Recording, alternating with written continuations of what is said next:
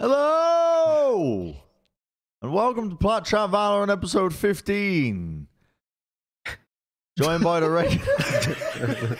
Yep, all right, keep it going. Joined by the regular guests. What a large opening entrance there. Thank you. Yeah. I'll tell you what, this morning, we're recording this one earlier than usual. Sorry, Josh, did you want to say something? No, I was just asking if life had been tough on you recently. Why? You just look like you're struggling. Well, it might be the early morning. The air conditioning isn't working. Yeah. We had a bit of a cockroach scare. Oh, really? Yeah, we saw like a cockroach and we just we nuked the house. We just cleaned. I say we, I mean Kurt and Jake cleaned everything. And I imagine that's how a lot of the house goes. Kurt I helped because I called up the city. I didn't call them up, but I went on the internet and organized for a mattress to get picked up. So I helped. But wait, what do you think? The mattress was producing cockroaches? No, but it's just been chilling. It's from when Custer was living with us, and he literally just left a bunch of shit here. You know what you think it started sprouting cockroaches? No. But it's like it's unsanitary to have a mattress just chilling outside by the side of the house. It's outdoors, just in the back. Oh, it's Bren left out all the context. Yeah. I didn't really get any of that. Mattress in the backyard. That's the key information. Matt, you were just saying that you don't believe in the cold. I don't. I think you can mentally fight the cold. Yeah. Because of your time working never leaves. It's just mental warfare. Because of your time never leaves his apartment. Yeah, wait, you don't leave your apartment, but you worked as a trucker. Yeah. In New York City, and you said you had to go into the meat lockers at 2 in the morning in the freezing cold. Yeah. But you left out the fact that when you're in the meat lockers, you're not just stood in the meat lockers wearing a t-shirt, you're moving. Yeah, for a bit, yeah. What do you mean for a bit? Hey, sometimes you stand around, take a break. Sometimes you move. In the locker? Yeah. Fuck off, do you taking a break in the locker? Yeah. In the freezing temperatured locker in a t-shirt. Okay, yeah, you get used to it. You're there for a bit. What do you like to do on your break when you're in the meat locker? Take a nap, bro. It's like fucking 3 a.m. 3 a.m., bro. I'm taking a nap.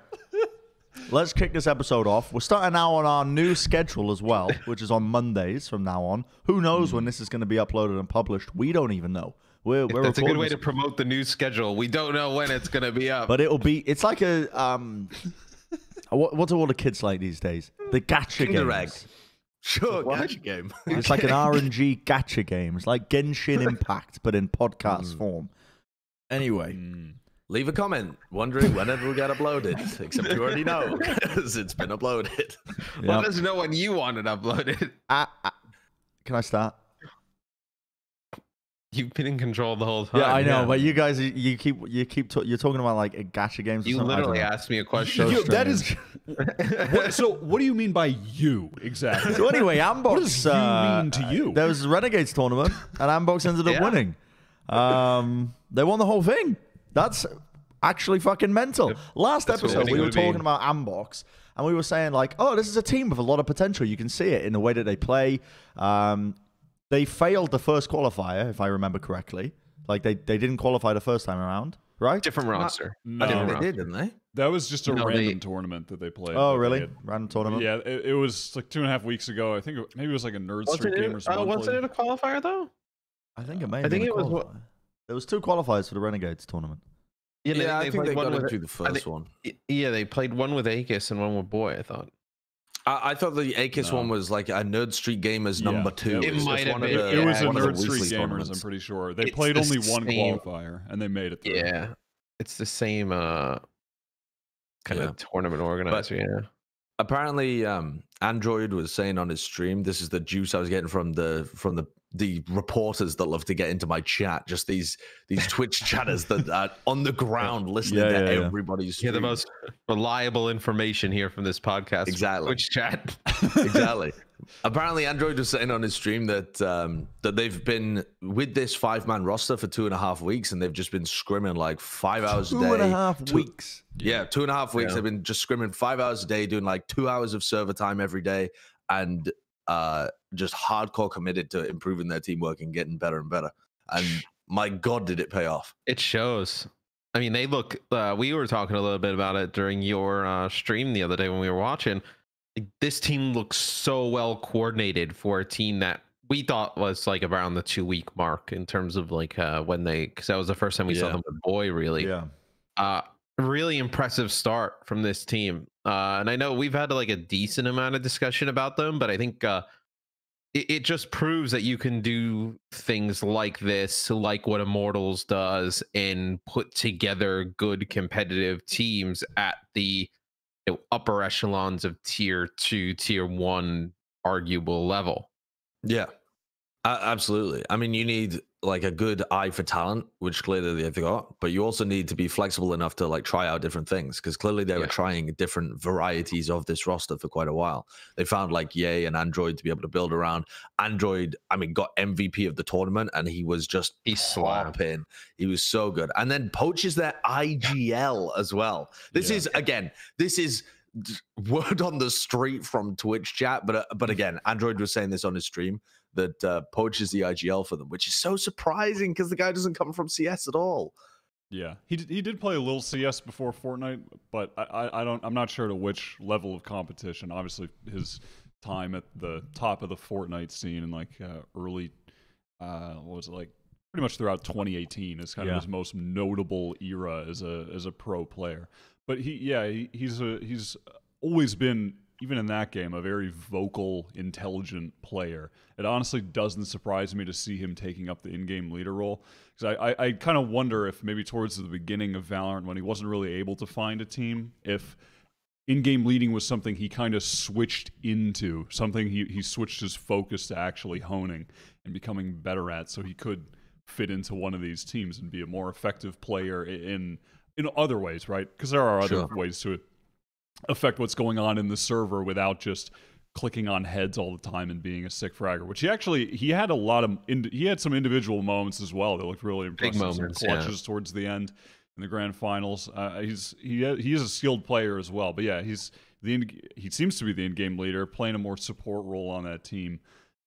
Their Omen as well, a rather new player. Boy, he was just very solid throughout, and so was Seb. I mean, genuinely, they did a great job putting together this 5-man roster. There really is not a weak spot on it from what we've seen so far. They were all contributing, and then Android's sort of the obvious star. And how good their team play is such a contrast to the so many other teams that you see in NA, both new teams and even some old teams that have been around do not seem to be as coordinated as they are.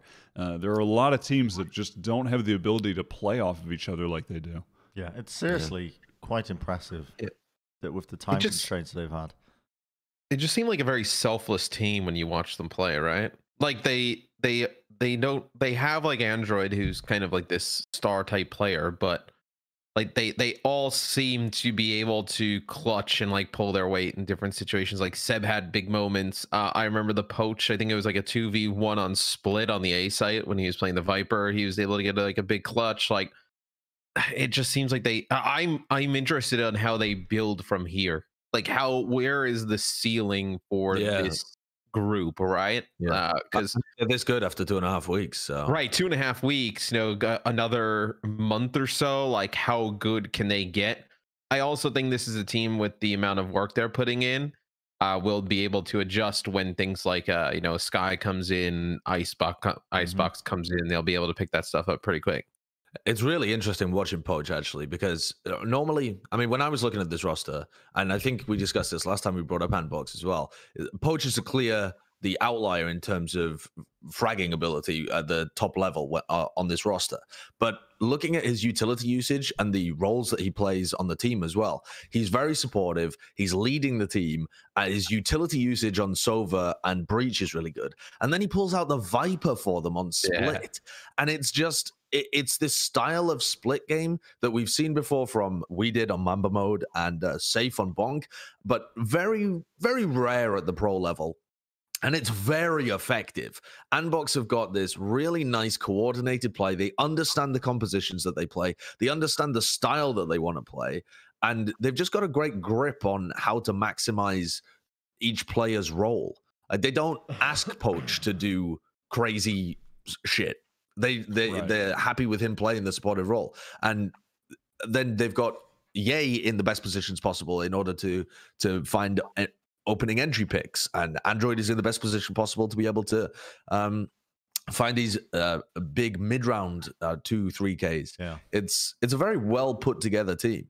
Yeah, I love what they were doing on Split. Yeah, again, saying it on your stream the other day, but I love on Split how they approach the A site on attack. It's so intelligent. It's reminiscent of the Sinatra Dapper duo, where Sinatra's the Rays, Dapper the Cypher over on Sentinels, and they'll just take control of a ramp and try to work their way into heaven.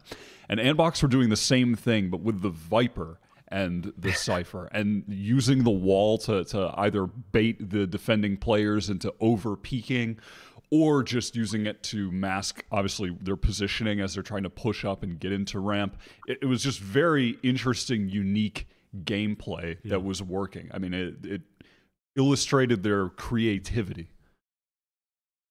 Yeah, this is a good team. They're going to be good as well. And I think they're going to continue to improve, because Android looks like a real top-level talent already. But I think eeiu looks like he's still got room to improve as well.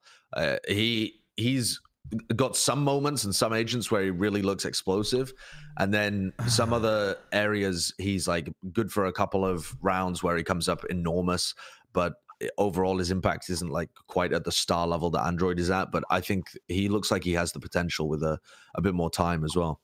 Yeah, I think sorry, Wyatt, no, go on. Yeah. The point I was going to make is... Okay, no, this is the point I was going to make. If you think about the teams that weren't in this tournament, you got 100 Thieves, TSM, who else am I missing here? Envy, NRG, Sentinels. But like, of the teams that you would want to consider the top teams, Sentinels, 100 Thieves, TSM, of like, who would be above the top teams who entered this tournament? Yeah. I think that's it, right? Well, probably Envy and Dignitas as well, though. I mean, they'd at least have to be considered. If they were in this tournament, they would have had a shot at being able to win it. I mean, Envy made it to the finals of Pop Flash, and absolutely. Dignitas were looking pretty decent. Point. Who knows how they've improved? So, yeah, maybe it's all still in flux, I think. But what a ridiculous... I mean, just to highlight as well, the 2.5 weeks that they've had, and to win a tournament off the back of it is absurd. I mean, Immortals, when they formed their first roster way back, they didn't have expectations to win anything, and they were quite happy. I think I can't remember what tournament it was, but going to the quarterfinals of a tournament. Do you remember way back? It was like the first tournament that Immortals had entered with their new roster. I mean, I don't know what it would have been at that point. It was so long ago, but I remember speaking to Packing about, and he was like, "Yeah, you know, we were quite happy with the performance because it was a brand new roster. We're not expecting magic. We're not expecting them to really, you know, overperform. Yet this Andbox squad has just come out swinging. And like you said, Wyatt, it's because they're quite creative. They don't have all the fragging power that a lot of other teams do. They've got Android. He's a very good player. But it forces you to be a lot more creative and how you approach the game. You have to be very clean with your executes if you're going to be lacking some of that firepower, which Andbox are. And that is one of the hardest things to, I think, get online. If a squad has been just formed, like, it's often the firepower is one of the things that can overcompensate for your weaknesses, and the executes come later. But it seems like they're quite clean. It's almost like the reverse of it. But yeah, a lot of potential with this Andbox squad. We can talk about Immortals as well, because I've kind of briefly mentioned them, because they did play against them in the grand finals. Yeah. Another tournament that Immortals fall short. But of course, this is the new Immortals roster with 3 new players. So I suppose we need to think of it as a new team, honestly. Yeah, and I think this is a good performance. Given the fact that this is essentially just a new team reborn, this was an amazing performance, making it all the way to the grand finals. Yeah, definitely. I mean, so many people on Reddit being like, Immortals are just throwing their players away. They'll never be good again. It's so hard to be a fan of this team where they just sell all of their good players. Well, have some faith. Like, these guys scouted really good talents before. You guys had never heard of Dicey before he became good, before these guys found him. And you guys... Oh, they knew, Josh. Yeah. So Gunbro and Packing 10 once again proving that they have a good eye for talent. They've built another good team. It is very amusing seeing pure vindication in like 2 days turnover. I mean, the roster was announced just before the tournament, and then Salt, and then vindication. It just came so fast. I mean, yeah, Immortals, they did fall short of winning, but I mean, that was a great performance from them. Some great wins over good teams throughout the tournament. They were very impressive. And yeah, I mean, their new players were really impressive. Bro. I mean, it was... Go on, Matt. Shut up. Yeah. What about him? He was just wild. I feel like after every game... He fucking turned up, didn't he? Oh, he fucking slammed that G Fuel, dude. Coke energy just fucking running in his veins, you know? Just popping up. Even the games where he looked kind of quiet, I remember we would go back and look at the scoreboard, be like, I shot him at 22 kills like that game. Like, what the hell? And then he'd go back and look even deeper. His ADR was stupid as well. Like, even if he wasn't getting all the kills, his ADR, I mean, he normally was getting all the kills anyway. Yeah. But his ADR for one of the maps was 300 ADR. Yeah. And then in the other maps, it was like lowest was like 140. Lowest was 140 ADR across a map. Yeah, he was nuts. Where I think if you now start to build like around a player like him, right? Maybe you don't sell him to another team. You hold on to him for a little bit longer. Well, depends the price. I mean, some of these teams, you know, probably spend pretty good. You know, you never know. Couple of never know. Never say never. Again. You know. But he's definitely a player that you can build around. I thought Gangsta as well had a really sick event. I think maybe just to highlight Gangsta though as well is that he's a player that scenarios. A lot of people don't really think about when you think of Sova players in North America, but he seems to be intelligent with the way that he uses a lot of his utility. In particular, it's like his shark darts as well, which seems like a weird thing to point out. But it seems like it's rare for him to not get value out of using his shock darts. He uses them at his intelligent times, and he knows the timings of when to essentially pull them out. And it felt like you could make, honestly, a highlight reel of just him getting kills on the retake with shock darts. Yeah, I think it happened 4 or 5 times across this tournament. He got a kill on a planter. The Haven game. His ults were just ridiculous. There were so many times where he would use his other utility, like maybe a recon dart on somewhere near bind long B. That play is just absurd. But like Gangsta would use his other utility to force players into positions mentally. He doesn't actually know if they're there or not. He's not actually hitting someone with a tag with the drone. He's not seeing them with a recon dart. He's just assuming that these players have repositioned there due to the other utility usage that's occurring on the map. And he will just dry ult and find like 2 guys. Yeah. He does that constantly. His Sova ults are genuinely unbelievably good. I mean, in terms of where he places in NA as far as good Sovas, I mean, he's, to me, the most comparable probably to Sinatra right now. His utility usage is just unreal. It's so good. I think he improved a lot, too, as well. I think this was his best showing yet. I think it was. He was really good. He's always been consistent in the games. I mean, I think when you compare him to Sinatra, you're talking about like his utility usage, right? Not necessarily his fragging potential. Because I don't think he's on the same level when it comes to like the gunplay, but it's as well when you say the ult usage. I think back there were many moments where he actually kind of got cheated out of probably more. Like, if he was playing for the logs, as we call it in TF2, where you're literally only playing for the damage numbers, then you would probably see him get more value if he didn't listen to the team. But more often than not, a lot of the executes relied on him clearing spaces beforehand with his ult. And sometimes Immortals would mega mine themselves, and there would just be no one holding on the site. They would have no information. Like a team would be heavy stacking, and he wouldn't get any value out of the ults. And that's what stands out in my mind. But you are right that he is quite smart in terms of the way that he uses it to clear angles for his team, to clear them for the push. There's more that goes into it than just the kills. A great shining player, though. But Immortals, this is honestly just a great showing, like we already brought up here. Heading into the First Strike tournament, there's nothing you want more than like this grand finals finish, I feel like, as you're heading into one of the biggest tournaments of North America. Immortals look like they have a long way to improve as well. Like they're still a good team, but they still have large amounts of improvements that feel like they could be coming within the next couple of weeks.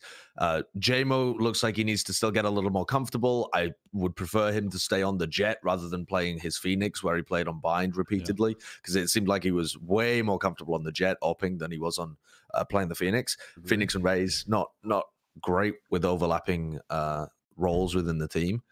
And then there were just moments where the defaults for Immortals weren't quite as well thought out as the ones from Andbox, where it's like they've got ShotUp just playing on his own all the time. And ShotUp's an incredible player, but it's exploitable because the opposing team can just find where he is and push multiple people into him and take him out of the game a little bit. And that happens on Split and Bind. I think that they're like, Andbox look like they're really well refined considering how long they've been together.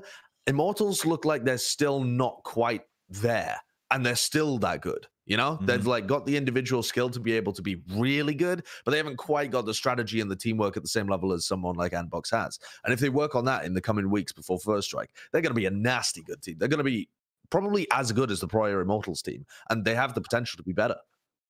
Yeah, I think they have a lot of room to grow. Definitely some credit as well to JC Stami. He played very well on the Omen as well. Yes, the weekend. yeah, actually. And he's leading the team now. But yeah, he played very well. And I still have high hopes for JMO, honestly. I think he had a lot of moments of greatness. He had some maps where he was looking really good throughout. And yeah, most of it just came down to how much opping he could do and if he was playing Jett. I would just love to see him stick with that. ShotUp was just. I forgot how ridiculous, bro. Like, it looked like he was just killing people twice as fast as everybody else. Like, I don't know what it was. Like every time he just shot somebody, it looked like they were just instantly dead every single time. It looked like it didn't look like the same gameplay from everybody else. It was just that's sick. I'll tell you that what. First bullet accuracy is just so good with him. I'll tell you this as well. This might be a hot take. But when we were talking about this roster being formed, we mentioned ShotUp, we mentioned JMO, but Neptune was always the one that we were like, he's a good player, but we're not really expecting too much from him. And that came true in the tournament. I'm not going to claim that he was incredible and a statistical outlier, but there were moments in the tournament where Neptune pulled out some fucking nasty little 3-piece, 2-piece action in some clutch moments, which is one of the most important traits I think you can have when you're playing that role that Neptune does. And it showcases to me at least that there's some potential there that could be pushed further. Yeah. You know what I mean? No, he's good. That's not a hot take at all. Yeah, one of the key elements that makes a Cypher a good Cypher is your ability to play 1vx situations. And yeah, there were a lot of moments where he was good for two. He was constantly good for two players when he was on defense. I don't think he's going to hold an angle and just take down two people as they hit his line. He was definitely good. Did anyone else? Go, Josh, before I just say something that I thought Bren was going to say. The way you're leaning forward implies that you're going to say something super dumb. Yeah, that's why I was going to let Josh go first. All right, go on, Josh. I think someone we didn't mention as well was Rebo from Moon Racoons. I don't think we've got him down here either. But I think Rebo was really impressive on the Cypher. Neptune was really impressive on the Cypher. And Seb looked like he was pretty good on that role as well. And I think this new wave of talent, this new wave of like teams that have actually been thoughtfully put together has showcased players that have actually put a lot of effort into the Cypher role and they've made it their role. It's not that they're just a player that's been stuck on it and they're like, well, fuck, I'm the last player, so I guess I pick Cypher. Yeah. It's that they really want to maximize the potential from that role, from that agent on their team. And they're going to quickly overtake the old Cypher players, I think, because they just seem to have more thought in terms of how they play. The camera placements are really good. The way that they play their sight positions is much better than the Cyphers that we've seen prior in North America. I mean, there are still some good Cyphers in North America for sure. But the general tendency previously seemed to be stick your fifth player on it. So when I heard Brent say hot take, I instantly thought he was going to bring up the maybe ShotUp could be good with one eye. Okay, you want to bring this up with one eye? Wait, do we even have Sinatra almost going blind in the Runner show? I don't know. No. You want to go on a little tangent? I mean, we can talk about it. We talked about it last night. I felt like I saw some people saying like, yeah, okay, fair enough. Obviously, Sinatra and the world very glad that he's not blind in one eye. You know, let's just get that out there first. Yeah. But he had to wait. I mean, you haven't even explained why he went blind, like, or why he nearly went blind. He was doing some resistant band workouts, and the band slipped underneath his foot. Yeah, and it snapped into his eye. Yeah, it's like 50 pounds of. He only went force. blind for 3 hours. Yeah, that would be scary. That is quite scary. That would be very scary. Yeah, 3 hours is a long time. But the point I made on your companion stream the other night, Josh, was that I don't even know if you can classify it as a point. I think that he would have been. I think that okay, he wouldn't have been all right in terms of he would have potentially been blind in one eye, which is quite deliberating in life. But I think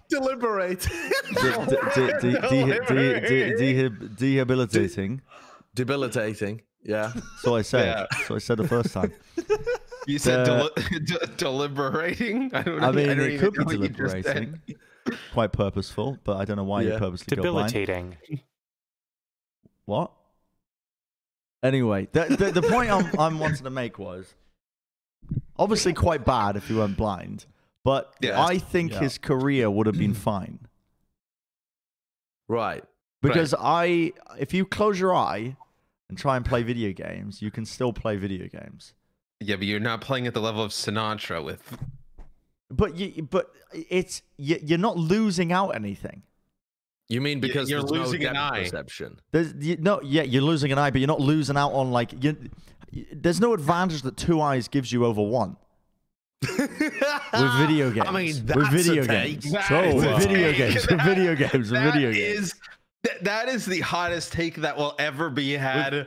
With video games, bro. When you're staring at a screen, because the depth perception, you don't need it because the 3D plane is simulated on a 2D object. I see what you mean, right? Like if you close one eye and then the other eye in real life, things shift around because you're viewing them from different angles. But on a screen, they don't shift because it is just one static image. Yes. You're not seeing it from a different position. I can kind of see what you mean. And apparently Ninja is nearly blind in one eye as well. That's what he's not nearly blind. He had a surgery. He is, apparently. So the Moon Racoons really surprised everyone, I think, this weekend. but before we get into that, no, we don't have to talk about this anymore. We actually don't have a topic on the Moon Racoons making it quite far. I think we should talk about Gen.G and then talk about the team that beat them. Well, let's talk about Cloud9 first then, instead of before all those teams. All right, great. Because Cloud9 came third, it only makes sense. True. In terms of the order of things that we talk about this, Cloud9 was one of those teams that we had winning the whole thing. And ultimately, they came up short in, not making it to the grand finals. Getting beat out by, it was Immortals, right? Yeah, it was Immortals. Hell of a BO3. I mean, that was the game. Yes. That was the game of the tournament. A ridiculous match. And also, I think this is like one of the first times that the Immortals franchise is like beaten a good team in the semis to make it to the finals. Yeah. The last time I don't think they've made it to a finals before, have they?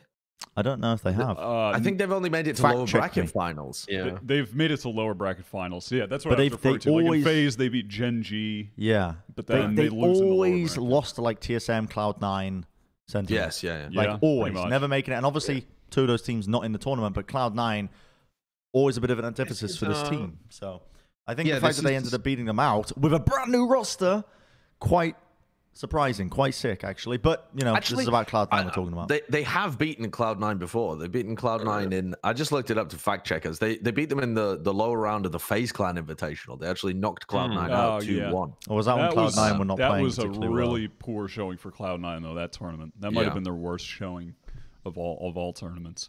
But yeah, I mean, it wasn't good. But yeah, for the sake of the narrative, we'll ignore it. Sure. Sure. That BO3, though, against Immortals was genuinely, if anyone watching hasn't had a chance to watch any games from the tournament, that is the one to go back and watch. I mean, that was the dynamic of shot up versus tens. These two god riflers was really fun to watch. It was a great showing. People were getting mad in my chat as well because you get all of these fans of Tier 2 CS who I think a bit angry CS. that TenZ has come into this game and been dominant because they believe that anyone from Tier 2 CS would be able to do that. They don't think there's like a significant difference between the games that has allowed TenZ to succeed. And so there were a couple of people in my chat who were like, you're an idiot if you think TenZ is going to perform better than ShotUp. ShotUp's going to destroy them. He's so much better. I think the phrase was something like, history will play out. He's done it before in CS. He'll do it again. It's like, bro. Yeah. But this battle between the two of them was amazing to watch. Yeah, it was. So back and forth. You've tilted me, Josh. You fucking tilted me. Because I remember watching this game and I looked over at your chat and I see these. We don't have to talk about it. We don't have to talk about it. I'm actually angry though. I'm just yearning for the day with you in it. It's just copy pastas. Just copy pasta. No. But there was it didn't start as a copy pasta. It started as a genuine opinion from one individual. Okay, but that's because when people are fans of someone they perceive to be underrated, like they're a genuine talent in CS, but they never go far enough for most people to pay attention to them. Yeah. People become like attached to them, and they're convinced that other people underrate them. But as soon as you saw ShotUp play Valorant, you're like, holy fuck, this guy's immediately going to be a superstar. Like, you only have to watch ShotUp play this tournament, and you immediately think the guy's going to be like top 5, top 3 NA if he keeps this up. He has the potential to be the best if he carries on playing like this. He's a fucking freak. But we're talking about Cloud9. The exact thing you're describing is how players go from being underrated to overrated.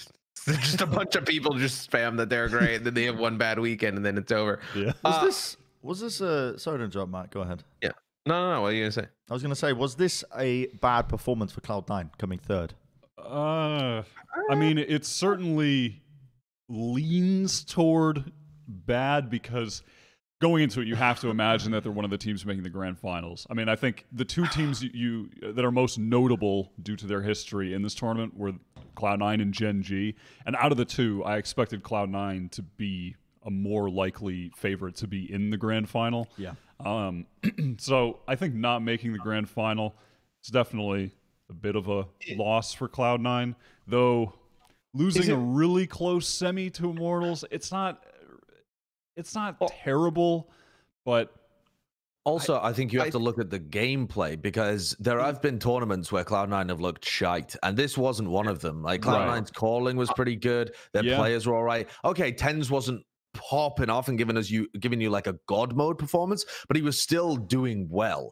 And so I don't think you could be mad if you're a Cloud9. I would say it is not a bad it's not a disappointing performance. A bad performance is a disappointing one. Like, they would have liked to have won, but they end up losing a BO1 to Andbox, who ends up winning the entire thing, and then they lose a set here to Immortals that goes down to the wire, who ends up getting second. Otherwise, they didn't drop a map to anybody. Yeah, they were fantastic against everybody else. I mean, they 2-0'd FaZe, right? Yeah, in the round one. I don't think you can kind of classify it as a bad performance. Just a little bit more disappointed. Like, a round or two goes their way in this game, or the Andbox one a little bit earlier. Like, they easily could have won.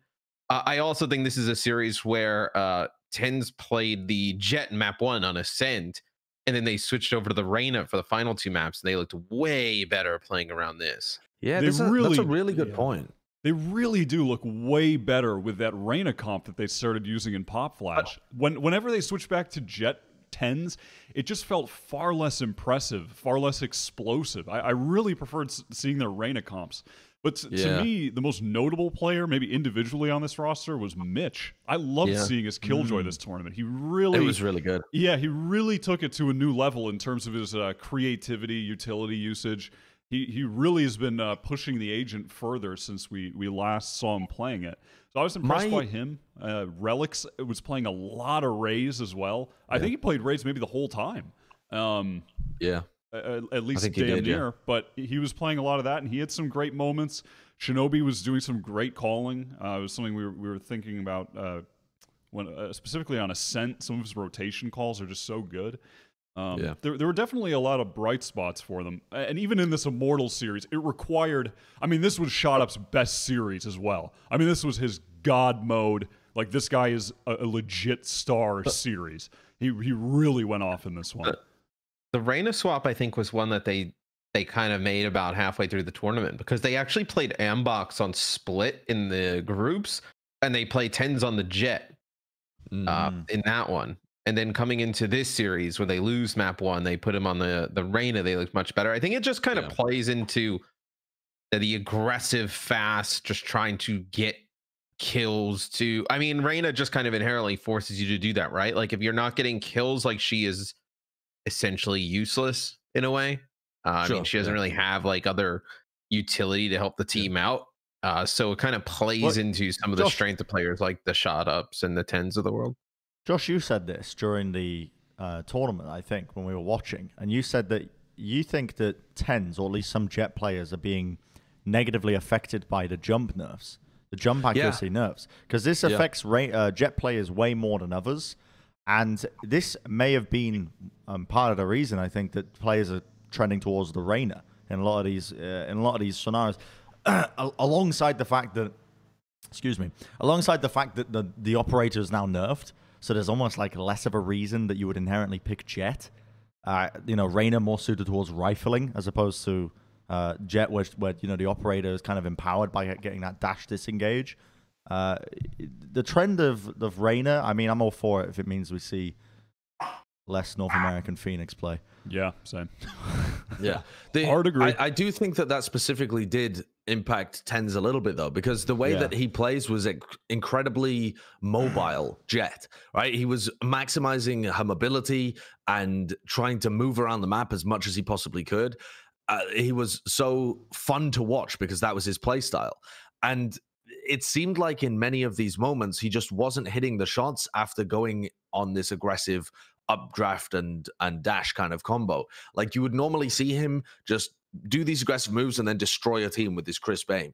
And it just didn't really seem to be happening this time around. Now, another point, though, to make is it might not have been the Jett landing nerfs, as in you are more inaccurate when you land after jumping. It might have been the micro stuttering in the game right now, because he tweeted afterwards saying, "Fuck micro stuttering, it's so annoying," and kind of indicating that was really impacting him in the game. So maybe that was also the reason why he wasn't really giving us the God mode performance. I feel you. Yeah, that's the one thing keeping Bren out of Radiant.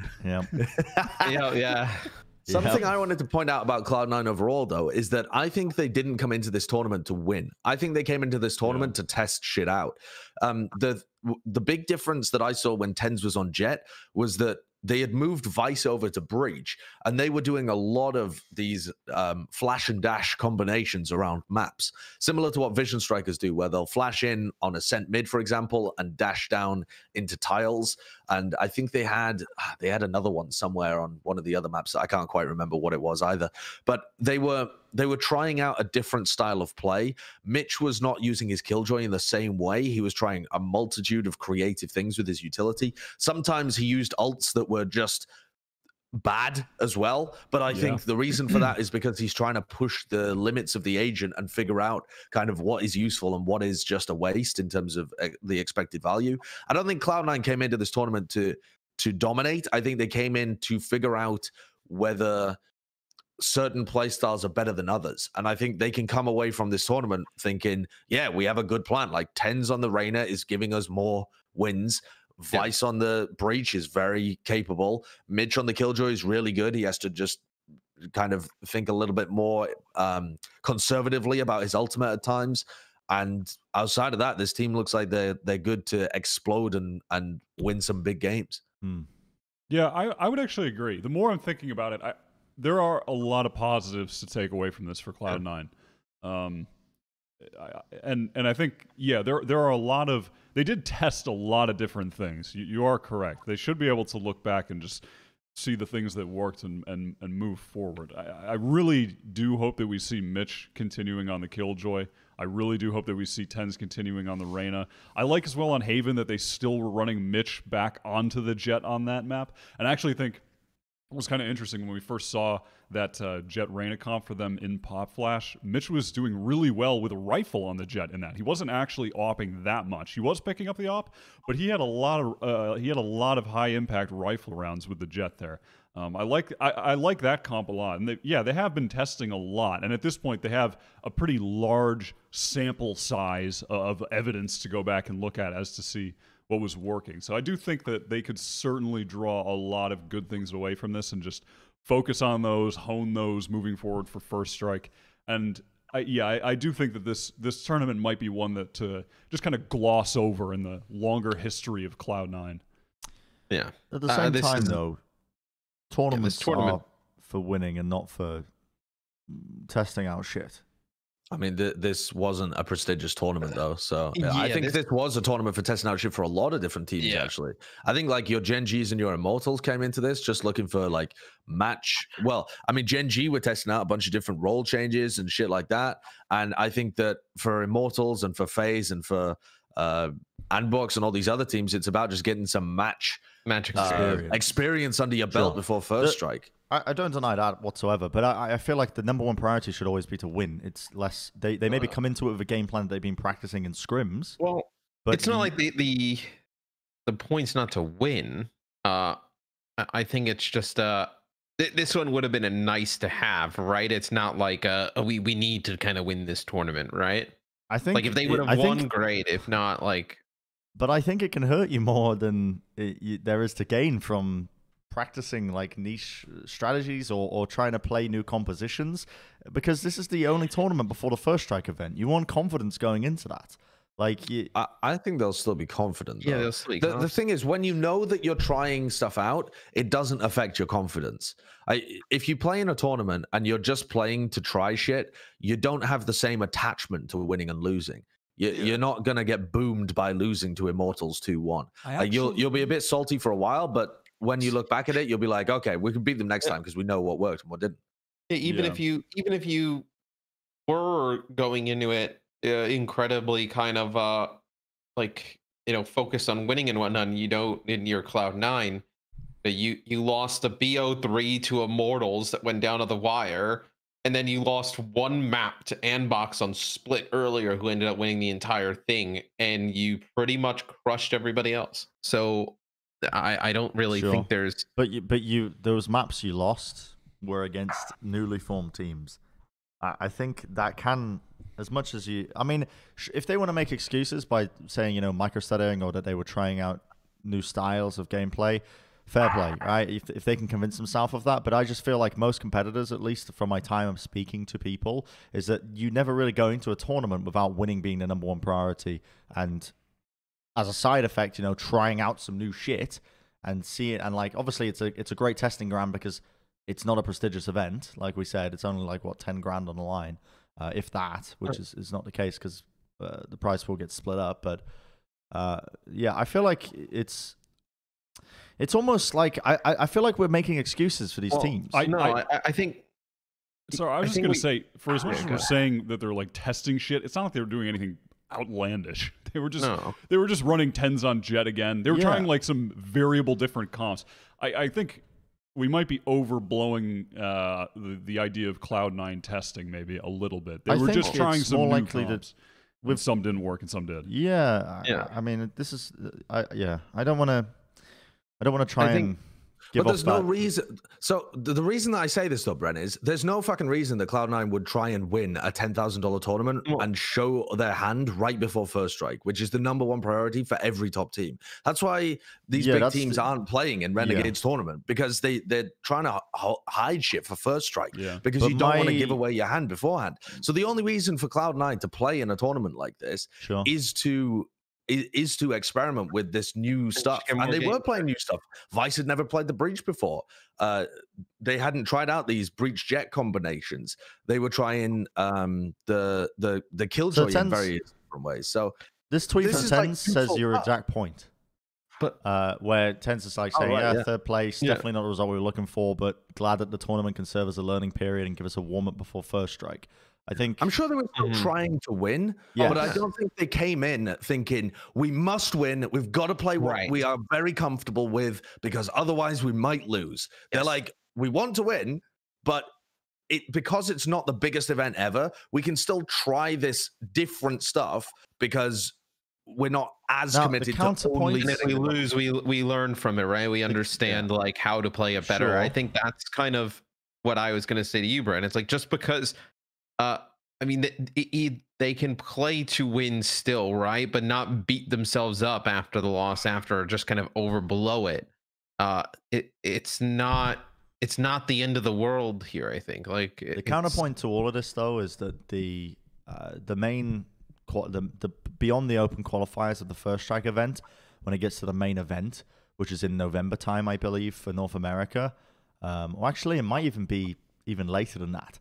Sky is going to be in the game, and the meta is going to be thrown into the game's going to be so different. So try the act of practicing new comps just for the open qualifiers, which a lot of teams will qualify for in North America, doesn't make sense to me. And it feels like, I mean, if that's, listen, if the players can convince themselves that that's the point of why they entered the tournament is to practice and warm up before First Strike, then fucking so be it. As long as it doesn't knock their confidence. But I feel like inherently, subconsciously, every player, every team goes into it wanting to win and be the number one team.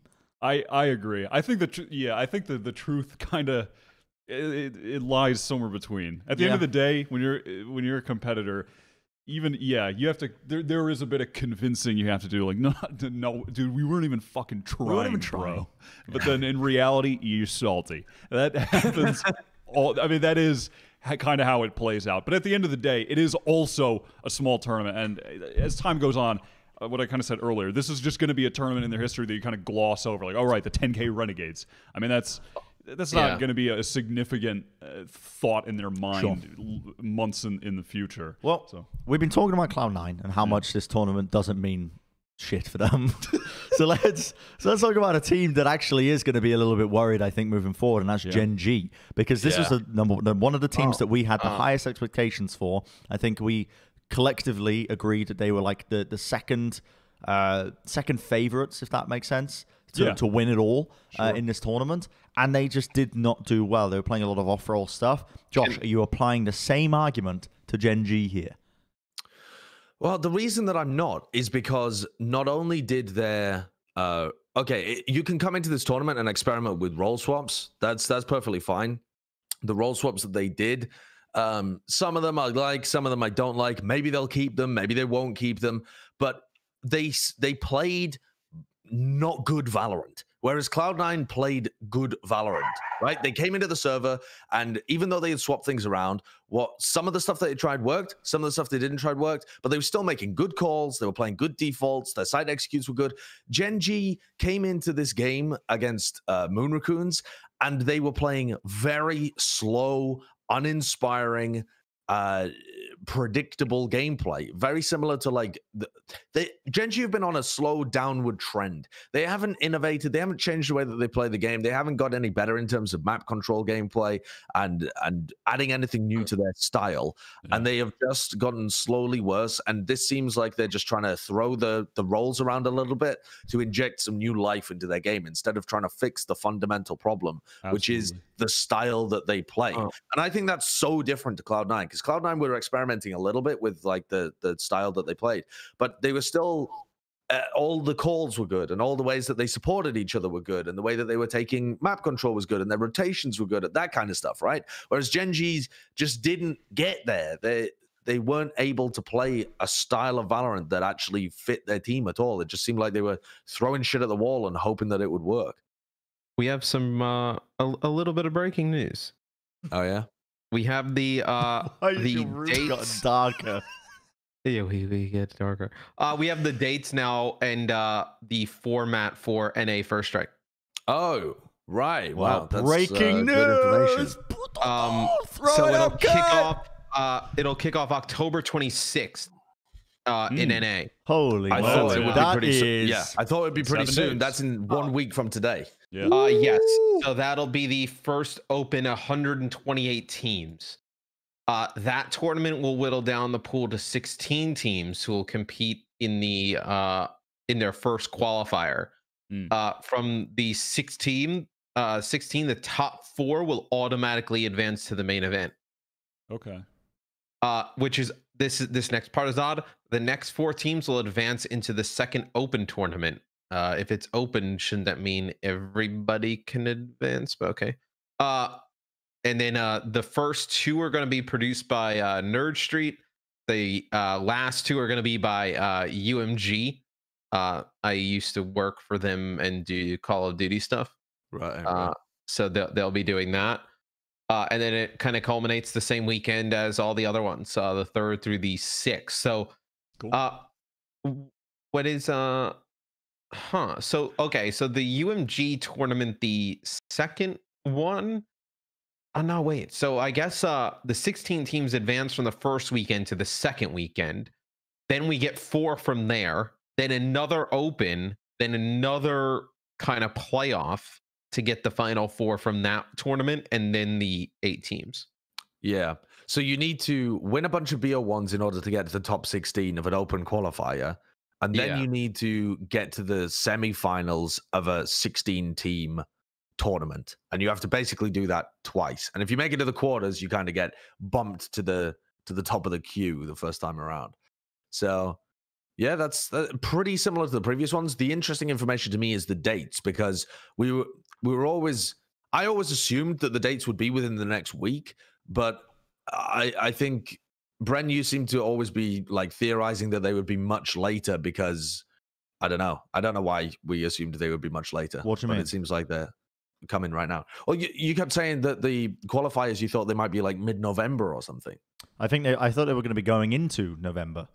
Right. So like they would start at the end of October, which is like generally when most of them had started or when they've announced them. And then, as you can see here, the qualifiers are going into November and the main event's in December, which does affect. You got to think about how this is going to be affecting things as well. If presumably they're not going to be disallowing Sky, because Sky releases October 27th, the new agent. They're not going to be disallowing her for an entire month. Right? They're going to ban her for 2 weeks. They said that new agents are not allowed for 2 weeks, and new maps are not allowed for 4 weeks. So I believe the time of them will all align for like about the second qualifier. Right. Yeah. So this is good. I mean, we're getting into Overwatch territory. We're thinking about how patches are going to be affecting certain teams and like theorizing on compositions and meta and stuff, which is unique. You don't get this in games like Counter-Strike. It is. Yeah. This is a very unique. It's a very Fortnite thing too. Yeah. Very Fortnite. But hey, listen, it's marketing. Yep. It seems like, so if you look at if Sky launches on October 27th and they disallow it for 2 weeks, that's assuming they go by the rules that they just published. They might amend the rules just for this first one. I don't know. But if we go by what they've already released so far, that means she would be available on November 10th for play, which aligns almost perfectly with this UMG open qualifier. So the second open qualifier, Sky will be allowed. So that actually does throw a bit of a spanner in the works. Like if you fail to make it in the first one, and then for some reason you're worse once Sky is released, 3 day turnaround. Yeah, so it's you're going to see some. I think you're going to see some upsets. Man, that is going to be strange, because the UMG Open qualifier, that is going to be new teams, or can you sign up again? The open qualifier, the second open qualifier can feature all of the teams that didn't qualify the first go. Okay, because I think what's interesting about that is perhaps the dynamic of teams practicing with or without her, right? Because maybe sure. I was just saying, maybe you'd want to be a team that is in some way mastering your understanding of Sky for an advantage in the second qualifier. Like if maybe a team can't play the first one or something along those lines. Or you don't have a spot. So there's actually another thing in here. So remember what I was talking about with the how like it didn't make sense the way they worded it with the top 4 teams go to the main event, the next 4 go to the second open tournament. Mm-hmm. Because the wording there doesn't make any sense. What they actually mean is the teams that'll place 5 through 8 automatically go to the tournament. Okay. Because you see the second open, only 12 teams qualify for the other one. So the other 4 teams are taken from the 5 through 8 from the bracket of the Nerd Street one. Yeah. So if you make the quarterfinals of the Nerd Street Gamers, you're instantly into the top 16 of the UMG. Which is huge because you get a week off to prep with Sky. Yeah, that's very true, actually. That's a great point. Yeah. Is Icebox available at the same time or no? Yes, I believe so. Yeah. Yep. So you would get at the same time you could just be the Icebox Sky team while all the other Timmies are still trying to figure out how to play. So just getting top 8 that first one's a must. You're gonna have to figure that out anyway, right? If your intention is to win the whole thing, which any team going into this is going to be thinking that they can. Or at least but you have a break. It's when you start practicing Icebox and Sky. Yeah, right. It does make a big difference. This is interesting. Finally got the dates, huh? Next week. Book your calendars. Take some time off work. You know, we're gonna have to start pumping out these First Strike preview videos. Yeah. Drop 30 tomorrow. yeah. Wait, how many more do we have to do? I think we've got like 10 more. So 10 more in 7 days. Yeah. Interesting. Anyway, all right. Well, that's pretty cool. Do you guys want to keep talking about Gen.G? I mean, they had a disappointing. I mean, I think there is. I don't think we touched on much. I feel like we didn't. We kind of just started. Given my love for Gen.G, yeah, I'd be remiss you put if I didn't. I don't know. Yeah, throw my opinion out there. Maybe shed a tear while I do it. Yeah. Do you want me to play some funeral music for you? I wouldn't mind, honestly. I am fairly disappointed, and to touch on what you said earlier, Josh. I think the thing that was most disappointing watching them was that they just looked like a time-traveling Valorant team from midsummer had just appeared in this tournament. They were just playing. An older. I mean, it's crazy how fast the meta is shifting in Valorant. And some of the things that they were trying to pull off, some of their executes are I just don't think they're particularly relevant anymore. I think the game has just gone past them in those ways. And I think they were just trying to switch roles to see if something stuck. Mm-hmm. But I don't think the role switches were necessarily bad outside of I don't understand why they were not running GMD on Breach. I was excited for them in this meta because they have GMD, a god tier Breach. And on Haven, where he was playing Breach before any other team was, before the Breach buff, he wasn't playing Breach. They switched him to Omen. And the other role swaps, I mean, they're fine. Player 1 on Cypher, I think, is fine. Mikhail on Sova. Those aren't massive switches. But the GMD not playing Breach on some of the maps, I don't particularly understand that one.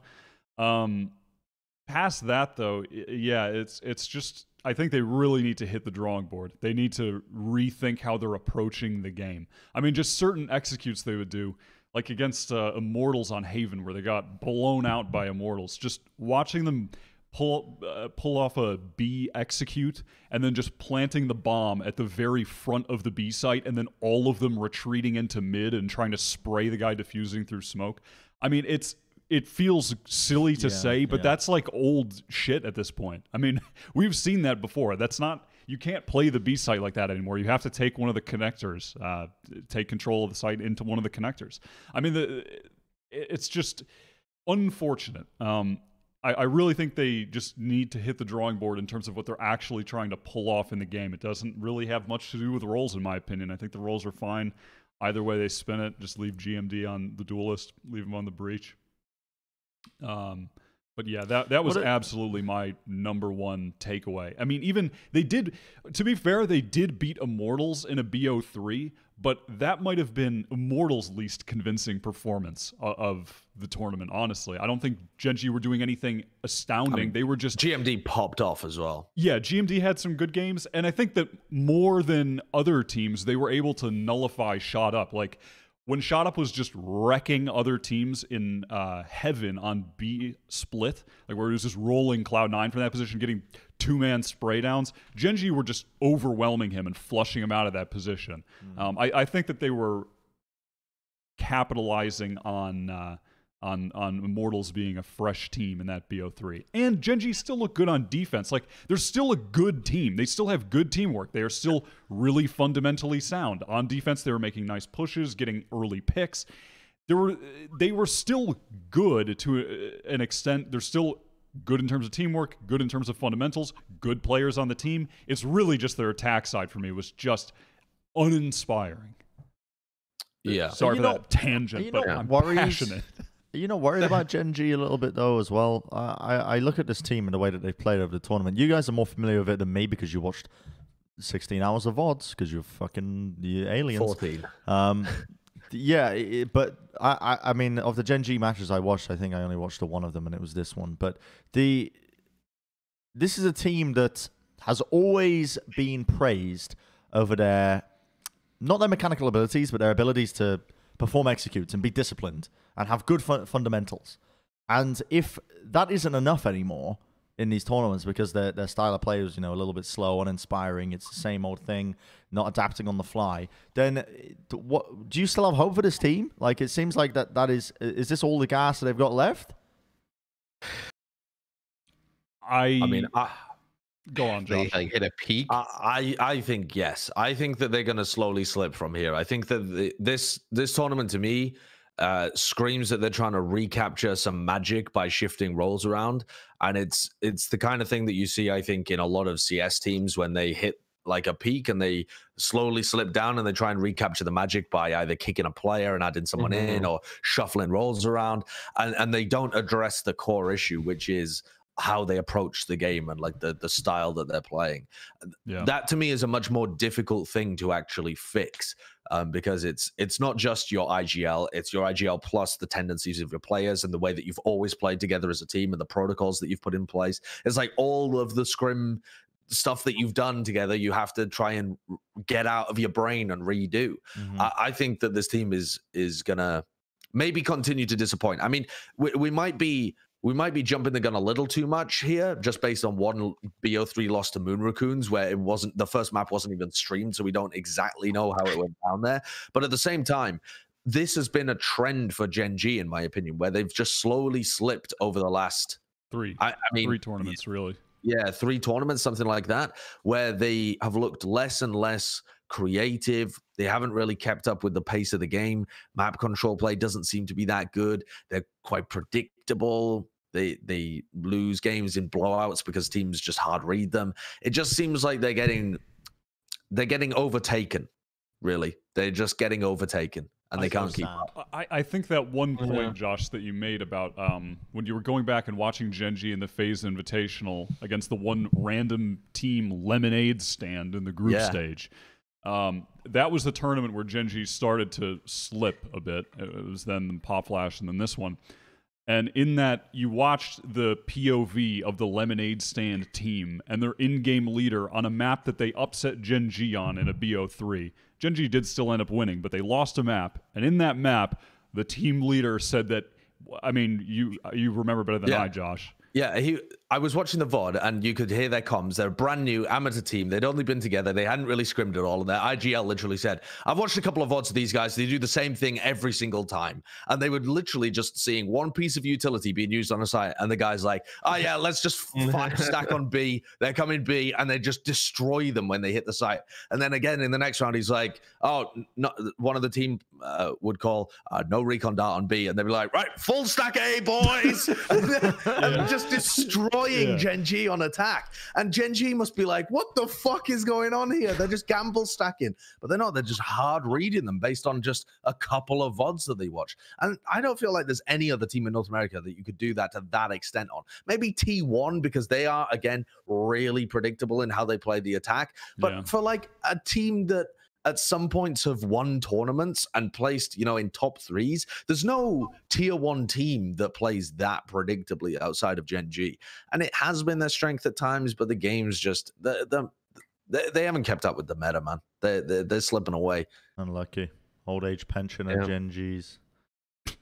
Failing to keep up. So sad, Maybe First Strike will be a disappointment for them and incentivize them to make some broad sweeping changes. Or maybe this tournament will really be the catalyst for them to hardcore look at their game. But they've only got 1 week to turn around. And like I said, it's their whole style. That shit isn't easy to turn around. You can't change much in a week. Like, you can fix some stuff within a week, but like style, to adjust your entire style and play, or just kind of catch up to speed. I don't know if you can do that in a week.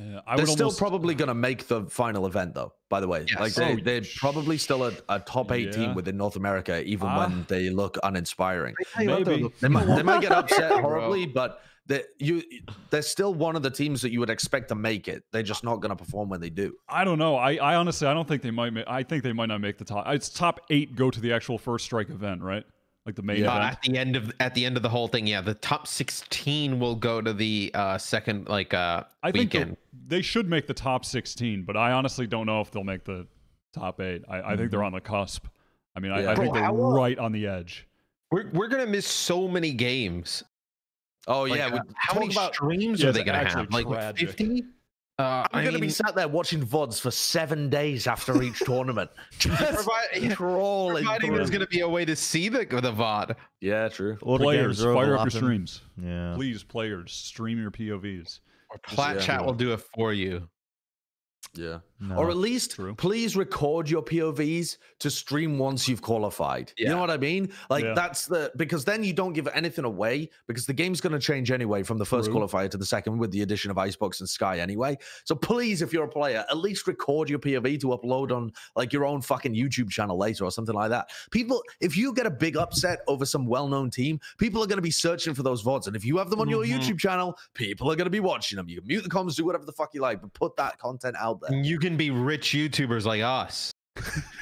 Yeah, sure. Let's move on to T1. Let's talk about this team. The new T1 that's come in. New days. Actually, Bren, can I just ruin your hosting segue for a moment? Go ahead. Can we talk about Moon Racoons next? Because they were the team that actually beat Gen.G. And I think there's definitely some positives to talk about there. Moon Racoons turned up, and they, again, only want to predict them winning over... fucking what's her name? Gen.G. Yep, Gen.G. Also predicted them to beat Andbox. Didn't happen. They ended up losing to Andbox. But listen, that's not the important fact. The Moon Racoons exceeded a lot of people's expectations. Not mine. My expectations were higher than I think most people had for them. Matt, what is going on with your room as well? Hugo is he was trying to get up on the chair, but refusing to come to the chair. And then he plays this game where I go to grab him to pick him up, and then he darts away, and then I go to pick him up, and then he darts away, and then now he'll just sit here. What were your major takeaways then? Ignore Matt. What were your major takeaways of Moon Racoons then, guys? Because I fucking like this team. They played a nice style of gameplay. I think that they were definitely helped by Sean's prowess as well. Like this seemed like one of those. I didn't think it was possible in North America for a team to just come up. You know what I mean? I felt like it was so rife with just this old boys club mentality of like, you know, these teams not really not forming off of who could be better, but forming off of like who they're friends with. That I thought it was going to be a long time until we would see like a team like this come up and actually upset. But they've turned up big. Yeah, I think, well, yeah, obviously you mentioned it. I mean, we had talked about Sean 12590 a couple weeks ago on the show. I mean, he is really good. He's an excellent player on Sova. I mean, he's an amazing player all around. He's very good. And the rest of the team, though, as well, fairly unknown, I guess, in the wider scene. I hadn't really heard of any of them, honestly. They really hadn't started playing tournaments until only very recently. But they're a really well-rounded team. They're duelists, Fiend and Alexander. Typically, Alexander like on the Reyna, Fiend a Jett player. Both really solid. Temperature, their Omen is a really interesting, unique player. Crazy with the Sheriff. Just some really absurd stats. Like he had the highest ADR in one of their BO3s, but the worst KD and like 30 assists. Just like absurd stats. He's just a very interesting, unique player.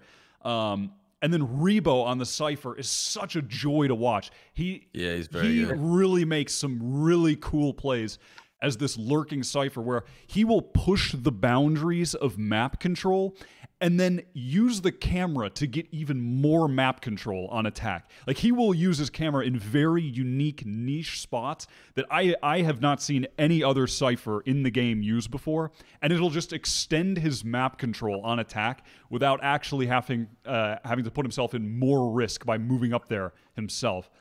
He plays a very cool style. I mean, this team is well-rounded. They have great fraggers, great aim. They're just, on any eco, they'll just pick up a bunch of sheriffs and just dome everybody.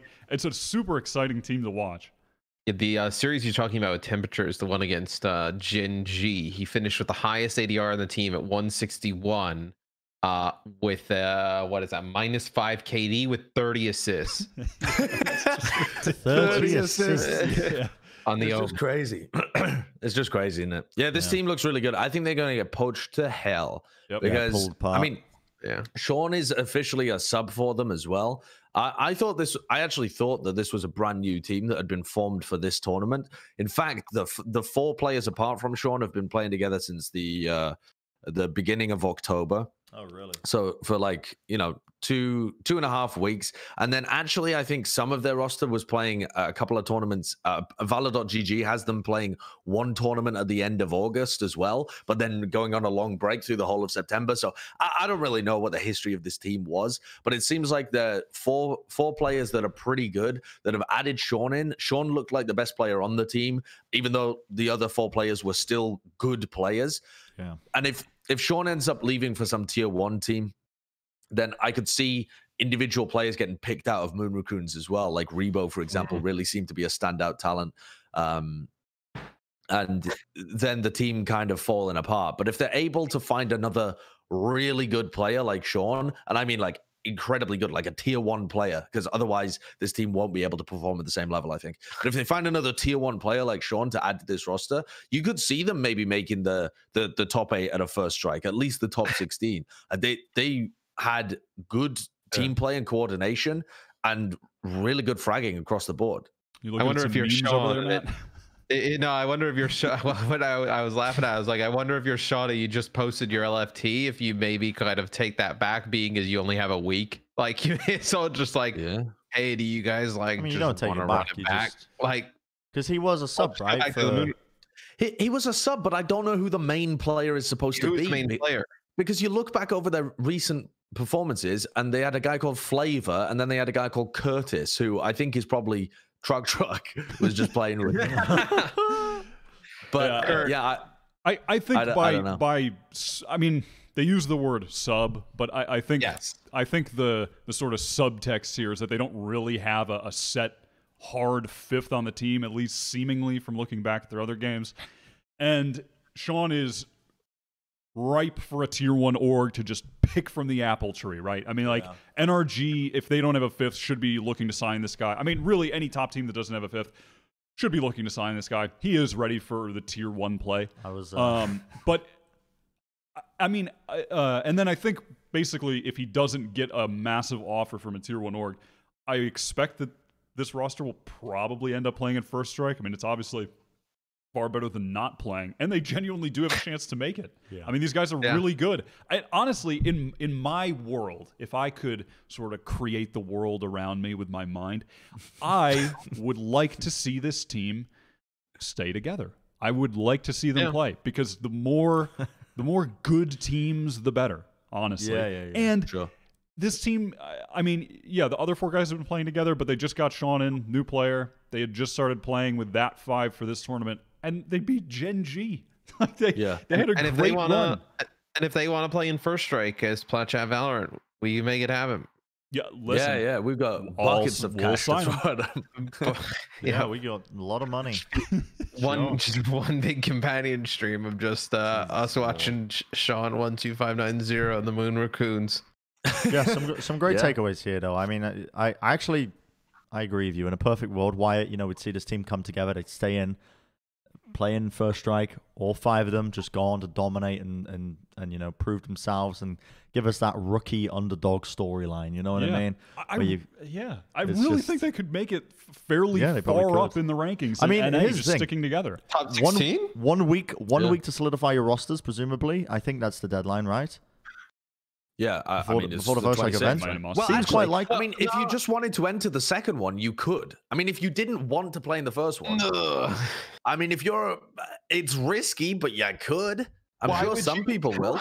Why would you wait the time and not even get the new agent practice? Like, and you're still on the same plane with everybody that week. You may as well play week one. Ignore Josh. He's hasn't had Pringles in a while. He's having like low blood sugar or something. I don't know. Can I talk about T1 now? Caloric deficit via Pringles. Okay. Let's talk about T1 because they've made some changes, some new additions. They got dazed in. So the boys are getting back together once again. One of the last remaining member of the 2015 iBuyPower squad to go over from CS to Valorant. Dazed is in it. And he's here. And he's the IGL, right, for this team? Yeah. As far as I'm aware. Yep. Interesting that they've got him as the IGL when he's literally, I mean, I don't know how much practice he's been getting into Valorant, but, you know, hey-ho. And they've also been adding, they've also added Spider. Who got announced right after we recorded last week. Spider, their home place from CS. Spider, Sire player from Overwatch. Real interesting. I actually had the opportunity to ask T1 a bunch of questions about like how did this happen? How did it all come together? Didn't end up asking them, so I have no information whatsoever for us. Wait, what do you mean? As in, I got messaged Me and Bren asked for the same info. Yeah, I actually didn't ask for the info, but Tucker messaged me and he was like, "Hey, here's Wawa," and Wawa was like, "Yeah, we met at Monty's wedding a while back." And I was like, "Oh yeah, what's up?" And I was like, "It's actually," and I said, "It's not me doing the T1 First Strike preview. It's actually Johnny and Josh. Do you want me to add them to this group call so that they can ask you the relevant questions? Because they're the ones who probably need to know the information as opposed to me asking questions and relaying it on." And they didn't get back to me. So I just haven't asked any questions. So I could have had some information to bring to this podcast episode, but I don't. But I can give you some overarching thoughts. And that was that Sire player, the boy can aim. Yeah. I mean, we knew that. And there was always the question as like, how transferable would it be? Because obviously Overwatch is a very different game, but apparently he does have some background in CS.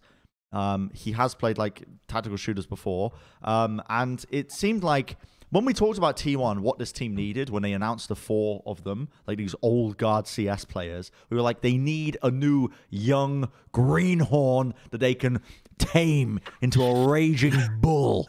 They need somebody to push them forwards. And I think...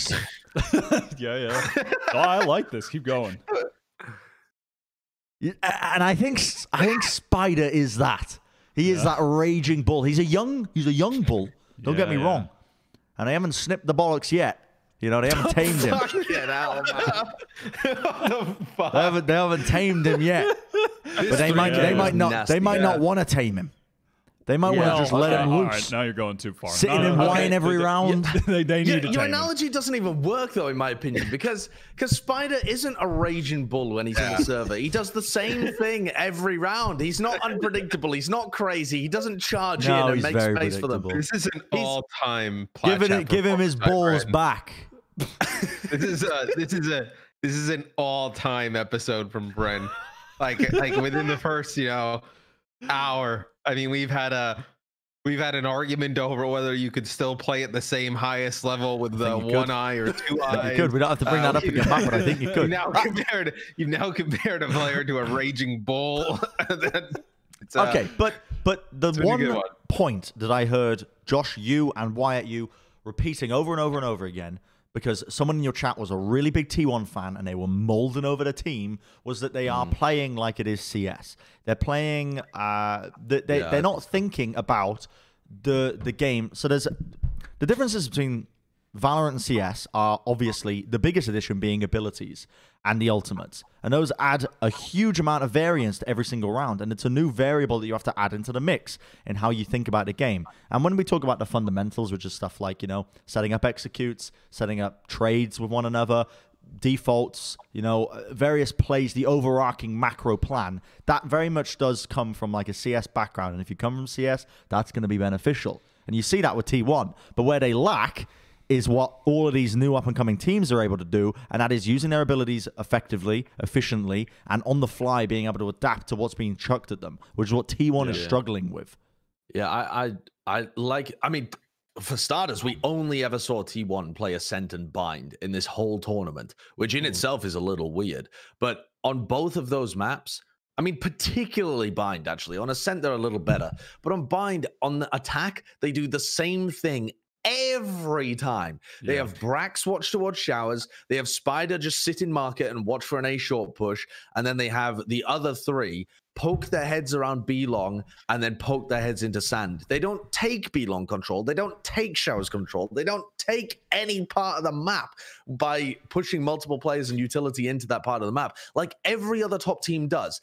Every other top team has some kind of default where they will, like where Dapper puts a cam up to be able to see into hookah and they go up sand with a couple of players and establish positions forwards, or FPX with their showers take where they'll put a recon dart and a molly into showers to be able to take showers control at the beginning of the round, and they'll stun it from market area as well.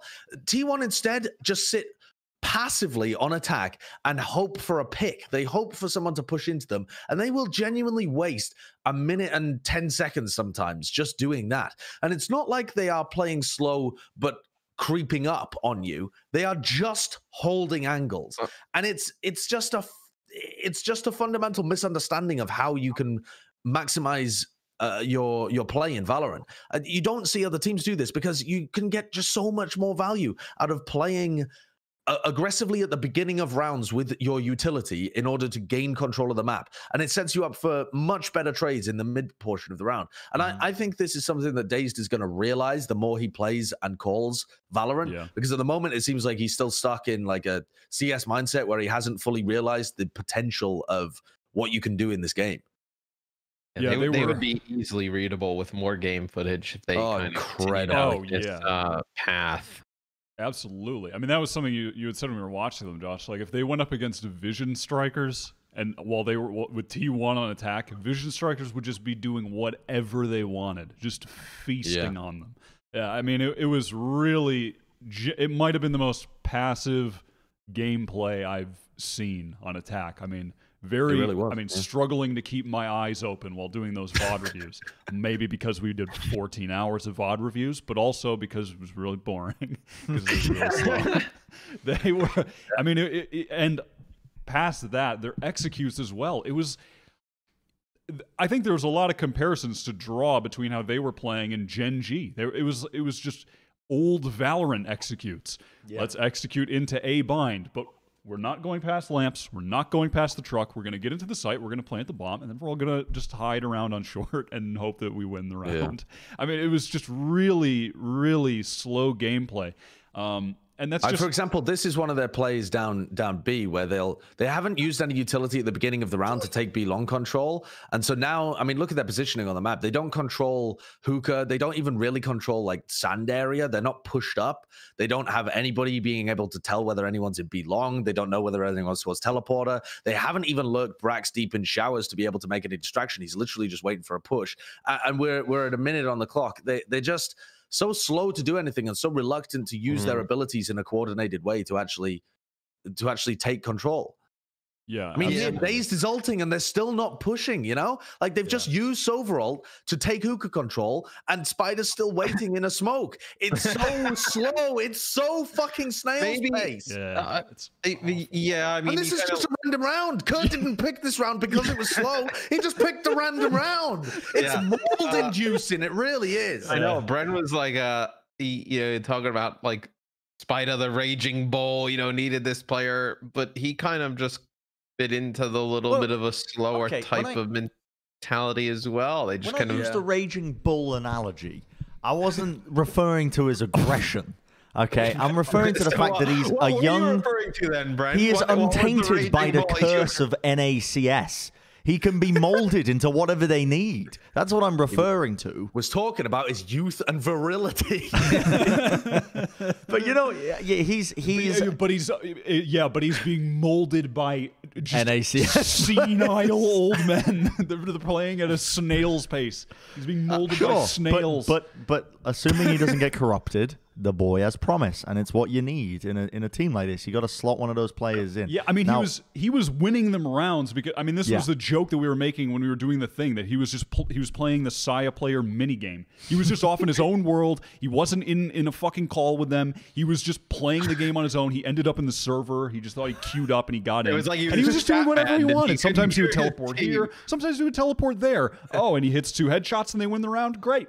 He was just, it seemed like he was just doing whatever he wanted. And because his aim was so good, it would work sometimes. And to be clear, that doesn't mean that he's just running around on his own, not coordinated with the rest of his team. The team has clearly given him a position on the map to play. Yeah. And maybe because they haven't been scrimming with him for a long time, they haven't really advanced it any further than that. I feel like Dazed has literally said to him, okay, Spider on bind, you play A short. And if you can work a pick, fine, that's good. And then they've said to him, you can play A main on Ascent, both on attack and defense. Work that area of the map. If you get a pick, cool, we'll maybe hit a site. But apart from that, he doesn't interact with anyone else. He never flashes anyone else into areas. He doesn't put smokes for anybody else. He just holds his angle and does some little teleport plays and tries to find a pick. And that's it. That's the sum total of their plan.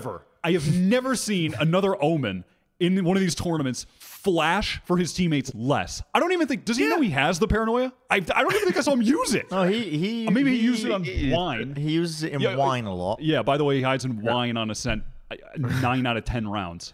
And then watch out for the flash. I'll tell you what, no, he does mix it up. Like, I'll give him the benefit of the doubt here. He plays in Wine a fucking lot. A lot, but more often than not, he likes to play the mind games where he will smoke aggressively in Gelato to take Gelato control, which is one of DDK's favorite areas. I know for a fact. DDK loves Gelato control. Yep. Okay. He does. He has like 2 or 3 little options that he rotates between in order to throw the opposing player off. I didn't finish my point. You didn't finish your point. You paused for 10 seconds after giggling about DDK. What's great is the 3 of us knew that there was actually going to be no payoff to that. No, it was just going to be just going to be more of a young bull, blind bull, whatever the hell you're talking about. The area that he plays, the promise that he has, the area that he plays, he's been restrained to a tiny area of the map, playing by himself for whatever reason. Raging bull let out on the streets 2 minutes ago. But raging bull. Listen, he plays okay. Like, let me finish my point. Yeah, he's not a problem. You're killing me here, because when he plays on Ascent and takes up that particular area of the map, he often does these little miniature plays where. Sorry, this is the most wild episode of Valorant. If you just saw what we saw, this shit is off the rails. Okay. What happened? We're just not going to tell you. No, I mean, we have to at this point. That was... God, I just wish we had a camera on that moment. You were just midpoint. You just one of our housemates, Sab, has a cat, a kitten cat now at this point called Nemi, and she had it on a leash to take it for a walk outside. I think this is presumably one of the first times. Okay. And Sab was just trying to not make much noise because we're recording right next to the door, and she's like trying to be quiet and opens the door, and she's trying to get Nemi to go out of the door, and Nemi just flops. And just all of her weight, just no effort whatsoever. And Sam just has to slowly drag her out of the door. Just the limp cat body just being dragged out the front door. Just sliding slowly. And now presumably she's walking around. But that was... what the fuck was I talking about? The raging bull. He does have he's of the area that he has been confined to. He is creative. Just give up on this one. He's creative. Because fuck it, whatever, man. We'll move on. No, but there's so much more to talk about with T1. Yeah, there actually are. Let's talk about T1 still, but I'm done with my spider He's point. just been limited too much to one area of the map by the team. Is that what you mean? Like they haven't given him the freedom to explore. But also, I mean, wild bull and they've caged him. Yeah. I can't believe what we just saw. That was interesting. But yeah, I mean, side player does look good. Like, it looks like he does have some potential. I think it's a bit dependent on just the team overall, though, changing their style. He is clearly very mechanically skilled. He was actually winning them a lot of rounds outright. He was using his teleport, his ultimate teleport, really aggressively. He would get into the enemy spawn to cut off rotations. That was something he liked to do.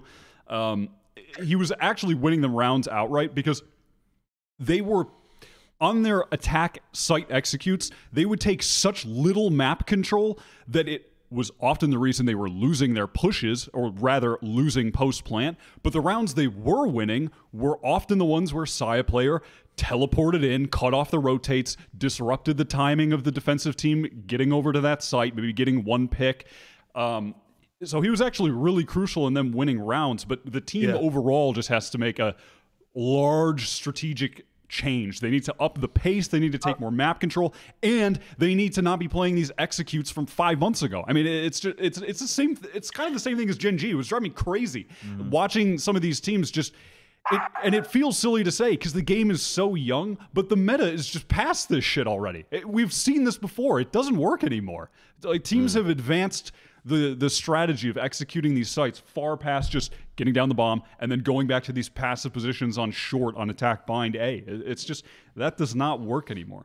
But I also think, for as much as there was to criticize, like Brax not placing trips on attack on Ascent, which I don't know what we could possibly say about that. I was just asinine. I was getting mind boggled. I don't know if you guys saw this, but he genuinely, on attack, on Ascent, they would have Skadoodle watching B main with an AWP from mid, and Brax would not place tripwires anywhere on attack on Ascent, and he was saving them for post plant. He was saving them for post plant. So they were just sat staring at the extremities. It was, I mean, it was just mental. So odd, incredibly strange gameplay. But all of that aside, there were positives. And I'd like to talk about them. Namely, because weirdly, even despite all that, T1 looks better than we've ever seen them. I was going to say, this is the best we've seen them look. I mean, namely, obviously, number one, you have to point to the new Skadoodle. Dare I say, the new Doodle, the Skanoodle. He is the new old Skadoodle. The young bull. Skadoodle is actually the young old bull right now. The young old bull. Yes. He's the old bull. Sure. But he's got a little fight left in him. Yeah, he's like an old bull. You know when you clone an animal, it's essentially reborn again? No, I've never cloned an animal. You know Dolly the sheep that was cloned? Last time you cloned an animal? Well, they cloned a sheep. You know, they cloned Dolly the sheep. You can clone dogs now too. What? Well, yeah, you can. I saw a thing on TV. There was some episode where this lady, she paid like 20 grand to clone her dog. She had another one. Fuck off. The same dog. Seriously, yeah. You can clone dogs now.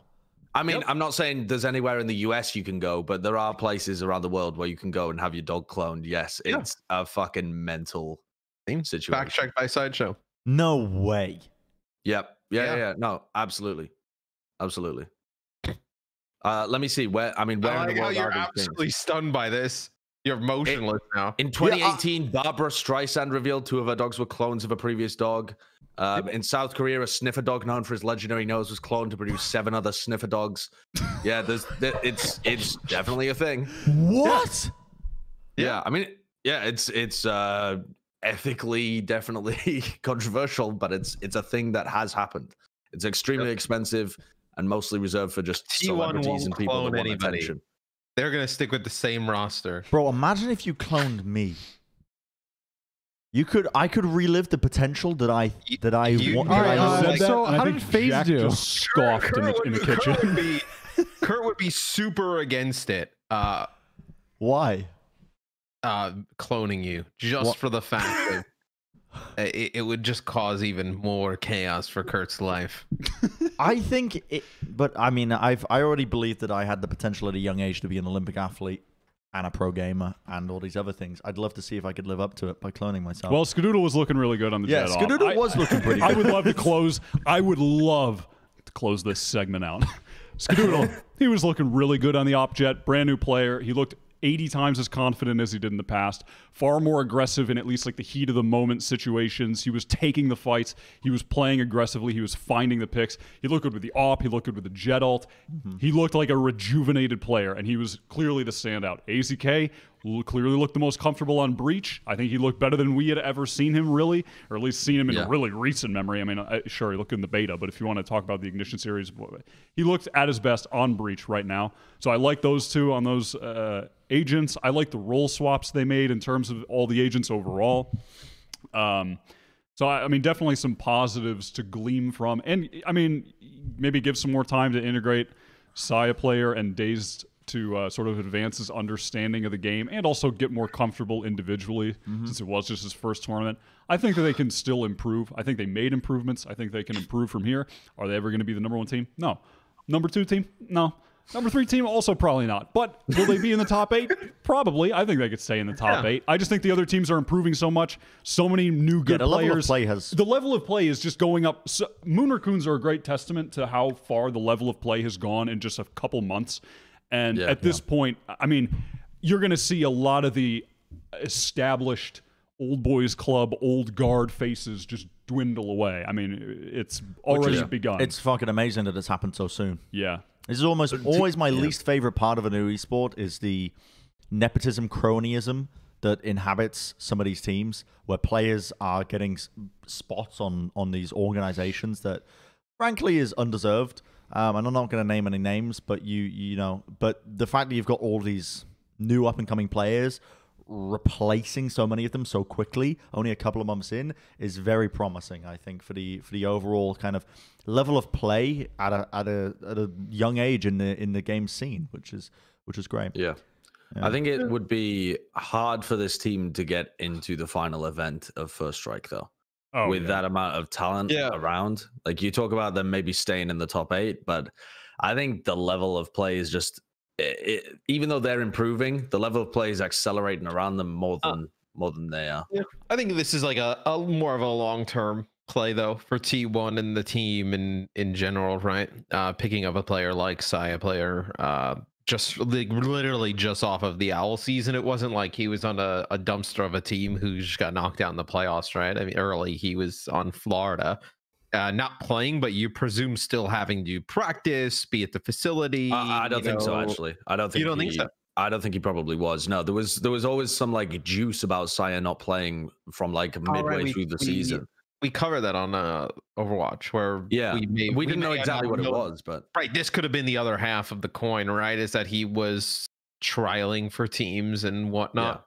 Yeah. I've seen him pop up in different people's frag movies and stuff in Valorant quite a lot. So I think he's. If I had to guess, I would say that he spent most of this year playing Valorant instead of Overwatch, but I'm not 100% sure on that. Yeah, I expect him to just be hanging around that. When I said top 8, I meant like 8th place, really. I expect them to be hanging around that kind of area, and I don't see them being able to improve much past that on the rankings, honestly. But I think they'll be around that spot for quite a while. Okay. There's another team that played in this tournament. Yeah, that's true. They go by the name of FaZe Clan, baby. FaZe the fuck up. FaZe up, because they look better. But how good are they? Because they made some, when we say made big changes, as you can see from the lower third that we have up here, they made a lot of roster swaps, some role changes, I should say. Yeah. Baby Bay's over to the Jett. Fuck yeah, love to see that shit. Raucous on the Sova, love to see that shit. Zachary, can't really remember what he was playing. He was playing Cypher and Killjoy. Yeah. I think these roles are 100% what these players should be playing, yet the team still has a long way to go. Sure. Yeah. The role swaps are good. It's exactly what we recommended the last time we covered this team as well. Literally exactly what we recommended. Get Baby Bay on the Jett, get Raucous in a position where he can secondary op if they need to, but the op has been nerfed since then anyway. And this team had done a lot of work. The difference between the last time we saw FaZe and this FaZe was astronomically different. I mean, so different. This team looked so much better in terms of their coordination, the spacing, the trading. It was all so much better. Their understanding of the maps and their executes were all infinitely better. However, but they still have stuff to do. Still have a lot of work to do because watching this team. Yeah. This is the one. FaZe were the one team that I really was looking at quite closely here, and yeah, we saw some great heroics. I think from actually everybody. It was a much better tournament overall from players like Zachary and Raucous, absolutely. Compared to others in the past. This was a massive setup from the previous benchmark that they had set. That frankly was on the fucking floor. So the sky was the limit with this team as they were heading into this tournament. With that being said, they still have a ways to go when it comes to trying to align their styles, I think. When I look at FaZe Clan, I love the aggression that you see from some of them sometimes, but often it's only one player that is playing aggressive. Bay loves to take aggressive, fast, high-tempo, pace executes, but he is often alone doing it. And the same with Corey, where they go for these individualistic, high aggression plays into areas to take as much sight and control as possible, but they don't really sync it up with the rest of the team. It's like 4 members of the team at one time will be playing with the slow-paced style of a team like Gen.G, and then one individual just decides, oh, you know what, I was inspired by Brazilian Valorant, and I'm going to enact it here and now. I'm going to get many kills. This team could see so much success if they aligned their overall game plan of how they wanted to play. You had to show this clip of Raucous just messing up his arrows, didn't you? Yeah, I mean, I remember watching this, and I was like, oh, he's clearing the cams, and I was like, oh, actually, no, the other team's running a Killjoy. There's no cam at all. I think though, like with Zach and Raucous, like that's something you can kind of take and point from their Overwatch, right? Like they weren't exactly like a super fast pace, like high tempo Overwatch players. They were much more like, I would say, like the thinking style. Like they never were really kind of known for their like big fragging and aggression. Where Corey and Babyface certainly were. Yeah, I mean, inherently the game of Overwatch in terms of DPS players, like he wasn't one that was like really explosive, like pop off, like fast moments. But he played Gen.G as well. It's like Overwatch is a game inherently you have to be on the same page with the rest of your team, and it plays fast. It's a fast-paced game. Like they shouldn't be strangers to that kind of style of play.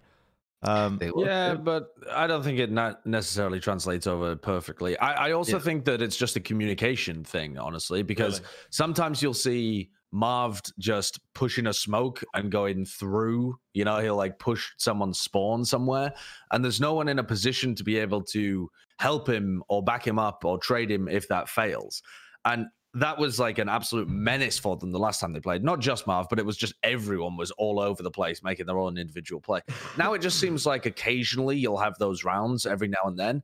And I think they just need to communicate what they're going for so that other people can back them up when they go for those plays. I don't think the aggression is a problem. I think they just need to be, like you said, on the same page with it, because everyone on that team can play aggressive if they need to. Apart from, Zachary, I would say probably, because he's supposed to be playing that more supportive role on the Killjoy or the Cypher. But the rest of the team, if Raucous and Baby Bay and Corey want to go aggressive, they totally could. And they just have to sync it up with each other. Yeah. I'm pretty happy with the result, though. Overall, I'm happy. I'm pleased with what I saw. For a bunch of Overwatch boys. Yeah, they made a lot of really positive strides, and a lot of the things they had to fix were so fundamental that I do think it's in a way sort of a testament to how good they are individually, that really just advancing their gameplay from, seemingly nothingness to just a fundamental, pretty solid game. They were going for like pretty standard, like 4-1 executes. They weren't reinventing the wheel. They're just playing a fundamental game that they didn't have before, and it took them pretty far, and they look good. I think that, from this point forward now, if they just continue to improve the little micro team plays, improve their ability to work off of each other in the moment, and really effectively trade kills when they're taking ground, I think that they could make it pretty far, honestly. This is the biggest difference to me when I look at a team like FaZe as well and compare them to a team like T1, where the core of T1 is made up of these old CS players, and you've got a group of just Overwatch players in general, is that you're not going to be locked into an old... As much as you consciously might want to scrap kind of like the years of CS knowledge and that the fundamental knowledge that just accrues over the time of playing in that tactical shooter environment, like... it becomes very difficult then to reinvent yourself later on and keep up with the way that teams play. Whereas I feel like completely switching genres should give you a disadvantage at the start, but at least you're going to be malleable because you're trying to you're essentially going to be catching up to where everyone else is setting the bar. Whereas you're not having to completely shift some of your fundamental understandings of how to play that genre of game like some of these other players are. So there should be more potential here for this team of FaZe Clan players. Now, I don't know whether or not we'll see it reached. But, like we said, I mean, the main takeaways are that it was, I think, a way better showing than their previous tournament that showcases. I mean, we were saying okay, here's the major question. We said at the last episode, right? We said this is FaZe Clan's last opportunity before we essentially claim blow it up. Do we think they continue with this roster off the back of this? Yes, absolutely. I mean, with a week till first strike, you at least commit to it through first strike, right? Yeah.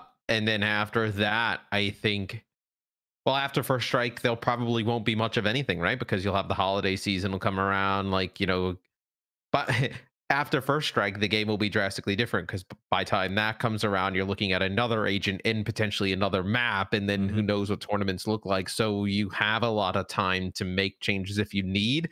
I would even personally, if I was the GM, even after first strike, I would probably still see it out through that period into the next tournament post first strike and then decide how it goes. I think though that the FaZe have had a long time off to be able to make these improvements, and even though they feel like astronomical improvements, when you compare that to a team like Andbox or Racoons, the rate of improvement is still very slow for a team like FaZe because they've been away for so long. And okay, they started at a pretty poor fundamental level, but they had a long time to fix a lot of their stuff. So I think they're still at risk of being heavily overtaken within the scene in a similar sense to T1 are. They just seem like they have a higher ceiling than someone like T1 currently does, maybe. But that still relies on them actively continuing this improvement and perhaps even accelerating that improvement even further as well, because they have a big org behind them. I mean, FaZe is a big organization and they're going to expect big things. And this team at the moment, you're not expecting big things from them. You're happy if they do all right in a tournament and beat the other tier 2 teams. Like that's your expectation from them moving forwards.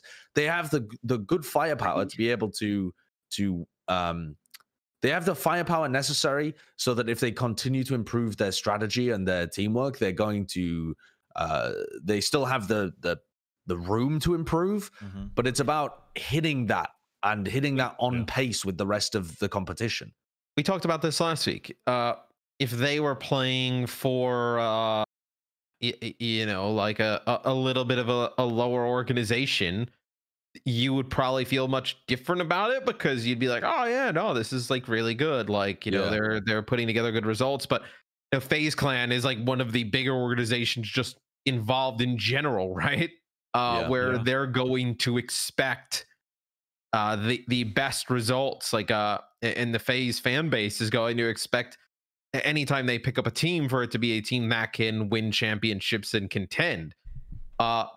That might not be the case right now, which is like an odd situation because the team you can look at and say they have a lot of promise, but from an organizational standpoint, the fans are probably super confused. Like, wait, what? Like, like the best we can do is 5 through 8, right? I think that poses a scenario where there's unreal expectations, right, from the public about where this team can possibly hit right now. Also, the one thing they didn't play the Reyna at all, where I feel like a player like Baby Bay or Corey could get really, somebody who wants to play very fast, very aggressive, get a lot of value out of that in the future. Yeah. I did like Corey's Phoenix though as well this tournament. He looks like one of the more intelligent Phoenixes in NA, which are few and far between in his ability usage.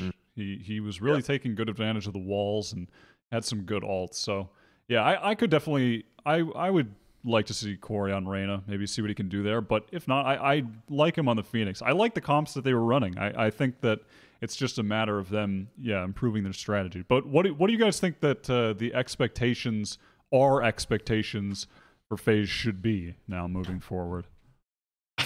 I mean, for me personally, if this team got into the top 8 at the end, I would be extremely pleased. If they even finished 8 through 12, I would probably still be pretty happy. I agree. I think like anywhere in the top 16, I feel pretty good about it. And I also think with how Valorant is as a game right now, depending on like agent design in the future and how much more like ability oriented and utility some of these agents become and how complex, this is a team that could get better just via the game kind of evolving in one direction or another, right? So I think anywhere in the top 16 you feel good, top 8 you feel tremendous, top 12 you feel really good, signs of improvement. I think them not qualifying in the top 16 would be pretty bad. But at the same time, I think there's going to be a lot of upsets. So I want to be careful here what expectations we set for basically any team moving into First Strike, because outside of your elite level, there's going to be a bunch of BO1s in these open qualifiers. And so even the best teams can lose BO1s at time. They really can. Like you see it all the time in CS, especially with online CS. So the way that this tournament is structured, you're almost guaranteed to have a couple of upsets. There's going to be a couple of teams that we think are in the top 8 that don't make it. And that doesn't mean that they're not a really good team. It's just that occasionally you can't bring your most consistent game to every single BO1. And when it's grueling like this, you're going to get some upsets. So I don't think it's not time to blow up the team if they do get upset in one of these qualifiers as well. If they get upset across both qualifiers to teams we haven't heard of in BO1s, then all right, maybe then you start to get really worried. But there's some wiggle room here. There's still this performance was good enough to, I think, buy them a pretty decent amount of time, even if they flop at First Strike, actually. Yeah, I think moving forward, for me, I'd like to see them cement themselves as a top 10 team. Like at the bottom end of the top 10, maybe somewhere like 10th, 9th. I think that is where they need to be ending up. And more in the overarching sense of the top 10 teams in the NA, not in one specific tournament, but where they would be ranked. I think that's where they need to end up in the near future, like the next couple months. To Josh's point, though, like if they go far and lose a BO1 to somebody who moves on and plays pretty good, and they don't make top 16, maybe they're on like just the outside looking in. It's not like a do or die type of scenario where like, oh, that's it, let's like blow the whole thing up. Like I would want to see them play in another event with like tier 1 teams with like a group stage, right, where they have like numerous games against tier 1 teams, and they're given more of like a consistent opportunity at that highest level, as opposed to basing them off of a 128 team BO1 that's the worst thing type of scenario. Just making judgments off of that. I mean, we saw it in eeiu all the time. Actually drives me up the wall when people, the liquid losses. Yeah, people making assumptions on like the strengths of eeiu teams based on well, they didn't even do well in that tournament. Well, the tournaments you're looking at are best of ones up until like the final 4 teams. It's not really comparable, just because of the formats being so bad. I want to drop one more point in before we move on from FaZe here. Yeah, in that a lot of people who are listening right now might be annoyed at the fact that we keep saying they actually performed better here compared to their previous showing, because I know that people are going to compare this game against Cloud9 to the last time they played against Cloud9 in the FaZe Clan Invitational, and they actually took a map off Cloud9 last time. So I know that viewers will be like, well, what the fuck do you mean? They literally performed worse this time around against Cloud9. But the thing is, if you only look at the results, you could genuinely think that they made the same kind of position, quarterfinals, 5th to 8th. They finished in FaZe Clan 7th to 8th. And okay, last time they took a map of Cloud9. The strength of the teams overall has gone up since the FaZe Clan Invitational, but also more importantly, if you look at the game itself and the rounds that they play, They are so much better this time around. You can just tell by looking with your eyeballs at the rounds as they play out in the server. And to me, the reason that they won that map against Cloud9 the first time around, it was the Haven game where they literally just pushed all the time on Haven, and Cloud9 didn't know what to do with it. They were just getting battered from all surroundings. Racoons and Corey were just pushing down mid and pushing A constantly, and that's the kind of style of gameplay that FaZe were known for in scrims at that time. And it would throw people off because their individual skill is actually pretty high with guys like Corey and Baby Bay and Marv and Racoons on the teams. But they've had to sacrifice some of that mental explosive, we're just going to push at all times chaos in order to refine their teamwork a bit. And it is a good thing. It's a good thing, even though it might hurt them in terms of being able to deliver these one map upset results against tier 1 teams. They're going to consistently improve. And that's what you need if you're a FaZe team right now. Don't be fooled by the results on the paper. They absolutely were better in this tournament. And they're gonna get better. That was that tournament was Cloud9's worst tournament. And I remember that map. That was like the raucous miracle worker map. He was just winning opening duel 1v1s against 10s in the opping Jett era. He was just winning them.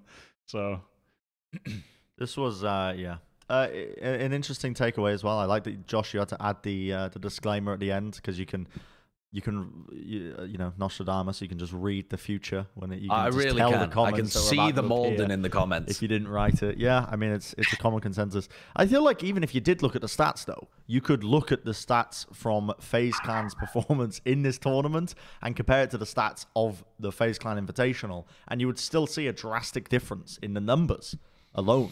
Like, even if the results proved it, like rounds 1, you mean? When they got destroyed by Sentinels and they didn't get a single attacking round against them? I mean, statistically, they were atrocious. Like, Racoons and Zachary were at the bottom of their respected agents. If you looked at like the statistics of the results from the last time they played, but in this tournament alone, they were middle of the pack players, which is such a dramatic improvement considering the level of players gone up. Yeah, Zachary looked great role swaps. Hope they maybe they heard our podcast. Do you think? No.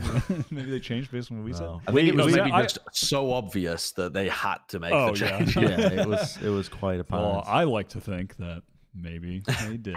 Our podcast is coaching teams. They're just listening to us. You want to talk instead about the meta changes, the meta swaps? Yeah. Yeah, let's talk about the meta that we saw established, because in the tournament one of itself, us said no. What would you have done if you said no? Well, I mean, you probably would have ignored me, but I would have said fuck you and carried on with my point anyway. Omen was played in 99% of the games. 99% of the games. Brimstone, 1% of the games. Sage, 0% of the games. Are we? I'll tell you what. Like, I was about to say, are we surprised by this? But I already know what the answer is going to be. Oh. It's going to be no, because the thing is that Omen, the thing that Brimstone provides over Omen is just the ability to place multiple smokes at once, and that is pretty much the only thing that he adds over Omen. With Omen, you get some outplay potential. You get regenerative smokes, so you can actually cast more smokes over the course of an entire round compared to Brimstone. And you get a flash to execute and play off of. It makes complete sense that Omen would see more playtime over Brimstone in my mind. Because whatever Brimstone has, the thing is, Omen just makes up for in spades in almost every other aspect of his kit.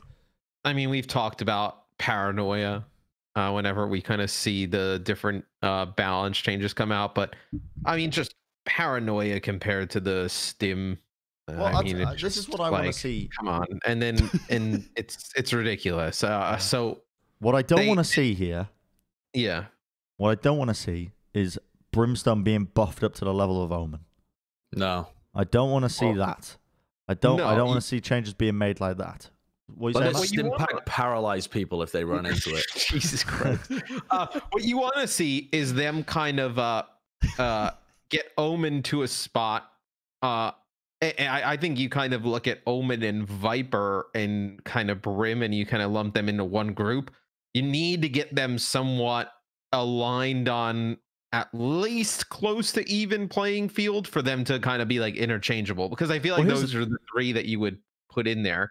They just gave Viper a wall instead of smokes, but maybe she needs some kind of better version of her smoke.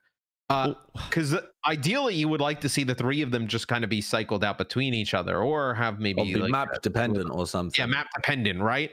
At least some type of decision to be made. But I think I would like to see Sentinels still play, because we saw Brimstone and Sage at 0% game time. I mean, 1% for Brim, but basically 0%. And Sentinels were the team in North America, at least, that were using the most Brim and Sage. Zombs was playing Brim every time they were playing Bind, and Sage, Sick was getting massive use out of that. And I wonder whether, like David P over in Europe, they would continue to get a little bit of value out of the Sage. Post nerf, people were still using her a little bit over in Europe, and I would expect that to be something that's at least explored somewhat by Sentinels, because they were so strict with the usage of them previously. Yeah, some maybe on definitely suit Sage more. Like Ascent, she's still good. Pops into my mind immediately. There's so many quirky little spots that dynamically change up the way that you approach sites and the way that you play the game just by introducing the wall. It opens up the map significantly more. Like there's too many to think of, but like for example, the window in B main, which you can get into. The crossfire section as well, by putting a wall up onto the box so that your opper can get an early angle advantage over the other crossfire. Many more as well onto Ascent as a map itself. So I definitely think that North America as a region, typically once a team determines like a composition that can be played, it's rare that they really stray away from it, I feel like. In North America as a region. Gen.G have always broken the mold of North America, but a lot of other teams tried to just basically copy what TSM were doing at any time. Yes, yeah. And that plays I'm into less interested in the Sage and Omen, to be honest, because that is the kind of trend that we've been following across the world, of Omen being played a lot and Sage not after the nerfs. And Breach, obviously, his usage went way up as well. What I found really interesting was the NA-specific metagame of the Phoenix being lowered a little bit, where Reyna is now getting played over him on Haven quite a lot, and Raze is getting played over Phoenix on Ascent quite a lot as well. And these are really interesting changes, because North America was just glued to Phoenix gameplay for so long, and it does seem like the Phoenixes have got better, but also now there are tendencies away. Like the Reyna usage has gone from something like 14% to nearly 50%. Is this? I expect the Reyna probably to even go up a little bit more too. Is this that we're seeing on our screen here from the tournament? Yeah. This completely aligns with my general thought process for Raze on Ascent. I hate playing Raze on Ascent. I don't think it works. Look at her win percentage. No, that's not win percentage. That's play percentage. Oh, that's play percentage? Yeah. What do you think? Omen had 100% win rate? How does that even work? Oh, sorry. No, I was literally only looking at Raze because I was trying to like cherry pick my point. No, it's actually a really wild. It's actually play Omen more. It's actually the opposite of what you were saying, though, Bren. The teams previously played about 4% of Raze on Ascent, and now it's gone up to 30%. Okay, yeah. So teams in North America are choosing Raze over the Phoenix on Ascent. So in my mind, I dislike seeing Raze on Ascent because the map is quite open. The map has very long sight lines, and generally speaking, Raze is way more suited to close quarters to get maximum value out of her utility. But I can absolutely see why teams would be playing it in sort to replace any one of the agents, because one of the biggest things you get with Raze that you don't get with any other duelist is the information gathering of your boombot, which is huge for the way that some of these teams are playing and trying to get early control on sections of the map, on like maps like Ascent, where the attackers have a lot more map control early on. It's quite important to regain some of that back. Yeah, that's the other thing with Raze, is that her nade is super useful at the beginning of the round to be able to instantly take map control.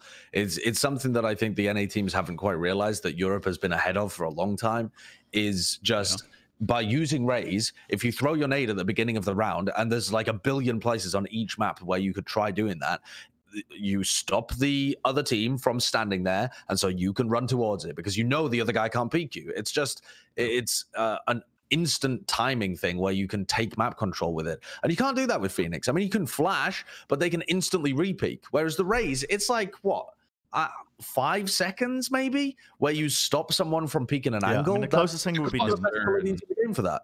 Closest thing would be the Molly, right? Is what you're thinking of in terms of the errors and all. But the Phoenix Molly is slower than the grenade and has a set distance of which it detonates, or a set travel time. I think I'm not sure how the Molly works, but the Raze-nade is a lot more adaptable in terms of situations and just a lot more effective than the Molly in a lot of these scenarios as well. I like seeing more Reyna than the Phoenix, though. I mean, I was in a constant state of mauled watching NA Phoenixes just greed themselves into getting picked off, into just feeding down Haven mid. I mean, I really didn't like most of the Phoenix gameplay that I was seeing coming from NA. And I think that Reyna suits those players who want to play that style far better because she inherently has an escape mechanic, and Phoenix doesn't. I think that Phoenix is just always enabling the worst tendencies in players because your only real escape mechanic was to kill another guy and then try to get away. Like, people would just try to... Like, if you flashed and, let's say, you didn't get the pick and you were getting pushed, people would just flash again and try to face again. But with Reyna, if you get the pick... you often will just get out right away. It's just a far better agent for if you're trying to play a greedy or aggressive play style, actually finding the frags. I think it just suits the way that these guys want to play way better because the amount of times you would just see a Phoenix flash and then just reflash and go back in. I mean, it was happening constantly. There's also just a bunch of freaks in North America that are a lot better than the general level of rifling. And my theory is just that that's because the general level of rifling is lower than it is in Europe and Brazil, for example. And so people like Shot Up and people like Tens and people like Chase from Mamba Mode, actually. And who else was playing the Reyna? I can't even remember at this point. But these guys can just light the world up when they go onto that hero. They really can just rely on their fragging to be able to deliver huge rounds against the opponents. Cool. And GMD, I suppose, as well had moments. Yeah, some cool adaptations, and it's going to be interesting, actually. I don't know how much of the games are going to be broadcasted with the first qualifier, but one of the most interesting aspects of the game, I suppose, that we're going to be able to see in real time at the exact same time is all of these tournaments happening at the same time and seeing what tendencies the regions are going towards with compositions, because it's all happening on the same patch, all happening around the same time. This is like the first example we've got where major tournaments are occurring or major events are occurring, and we're able to see side by side the differences in the regions, like as it's happening. Which is going to be pretty cool to watch. I do think it's kind of interesting as well, just a final note on the compositions, you just reminded me of it, is that the Reyna Raze comps are really popular in Brazil. And Brazil has been the region having probably the most tournaments in this break in NA and EU, where we haven't seen anything from those NA EU teams. Brazil have been running Reyna constantly and Raze constantly, and often both of them at the same time. And that seems to be the trend in NA now as well. So I wonder if it's... we literally just went over this term last night, Josh, but I don't remember it. It's where two people, convergent evolution, where they're just evolving at the same time in different places. Or if I wonder if some of these NA teams are maybe looking at what the Brazilian players are able to pull off with those comps and trying it out themselves. Actually, Liquid tried that for quite a while with Scream on the Reyna and then Soulcat playing Raze, and it's a really good composition for being able to take area control, because the blind lasts for much longer than a flash from a Phoenix or something like that. So, and it's a 360-degree thing. It blocks off multiple angles at once, so you can put it out in order to control multiple angles, and it's like if you pop it there, you know that someone can't be facing, and so it pushes the other guy off the angle, and you can take the angle. It's the same as Flash, but it lasts longer, and then you combine that with Raze utility, and it's good for just taking map control slowly around the map. And they also have to shoot it. Like you just get in, like, at what, they either get blind and sit there and wait it out and hope you don't kind of come around the corner or have anything, or they shoot it, give their position away, and then they have to back off of that position. So it can be good. And it goes through walls. Let's start wrapping up the episode, because we got some tiny little news that's just to, if the middle of this, I like to use the sandwich analogy. This time we're going to go with like a cake. You got the Victorian sponge, you got a lot of the meat of it. Some of the we're not the meat in the That Victoria is sponge. not an appetizing word. You know, tie in with cake like baking. you got the sponge, right? Yeah. We've gone through the sponge of a lot of this. The cream and icing, the jam and the icing. I mean, I would say that the jam and the icing is the best part of a Victoria sponge cake. Yeah, and that's what we got in the middle with when we were talking about the Raging Bull. the Raging Bull and stuff. Yeah. And now we're getting to the section These that is morning episodes are going to be 5 hours of Bren just going off. Now we're going to get to the point which is the icing sugar on top, the dusting, the light dusting, right? And that's what we're finishing this off with, starting with Dignitas announcing their 2 players. Okay. Well, I mean, Def just leaked it on a podcast. Oh, we did? Yeah, I was on Immortal Minds with him, and he was talking about the roster, and DDK asked him, "Oh, do you have anything to announce? I know that can you drop any hints? Can you say anything?" And Def was like, "Well, I've already seen it on Reddit, so fuck it. Here's the roster." Wow, solid. There it is. Yeah. So, let's not tell them what the roster is.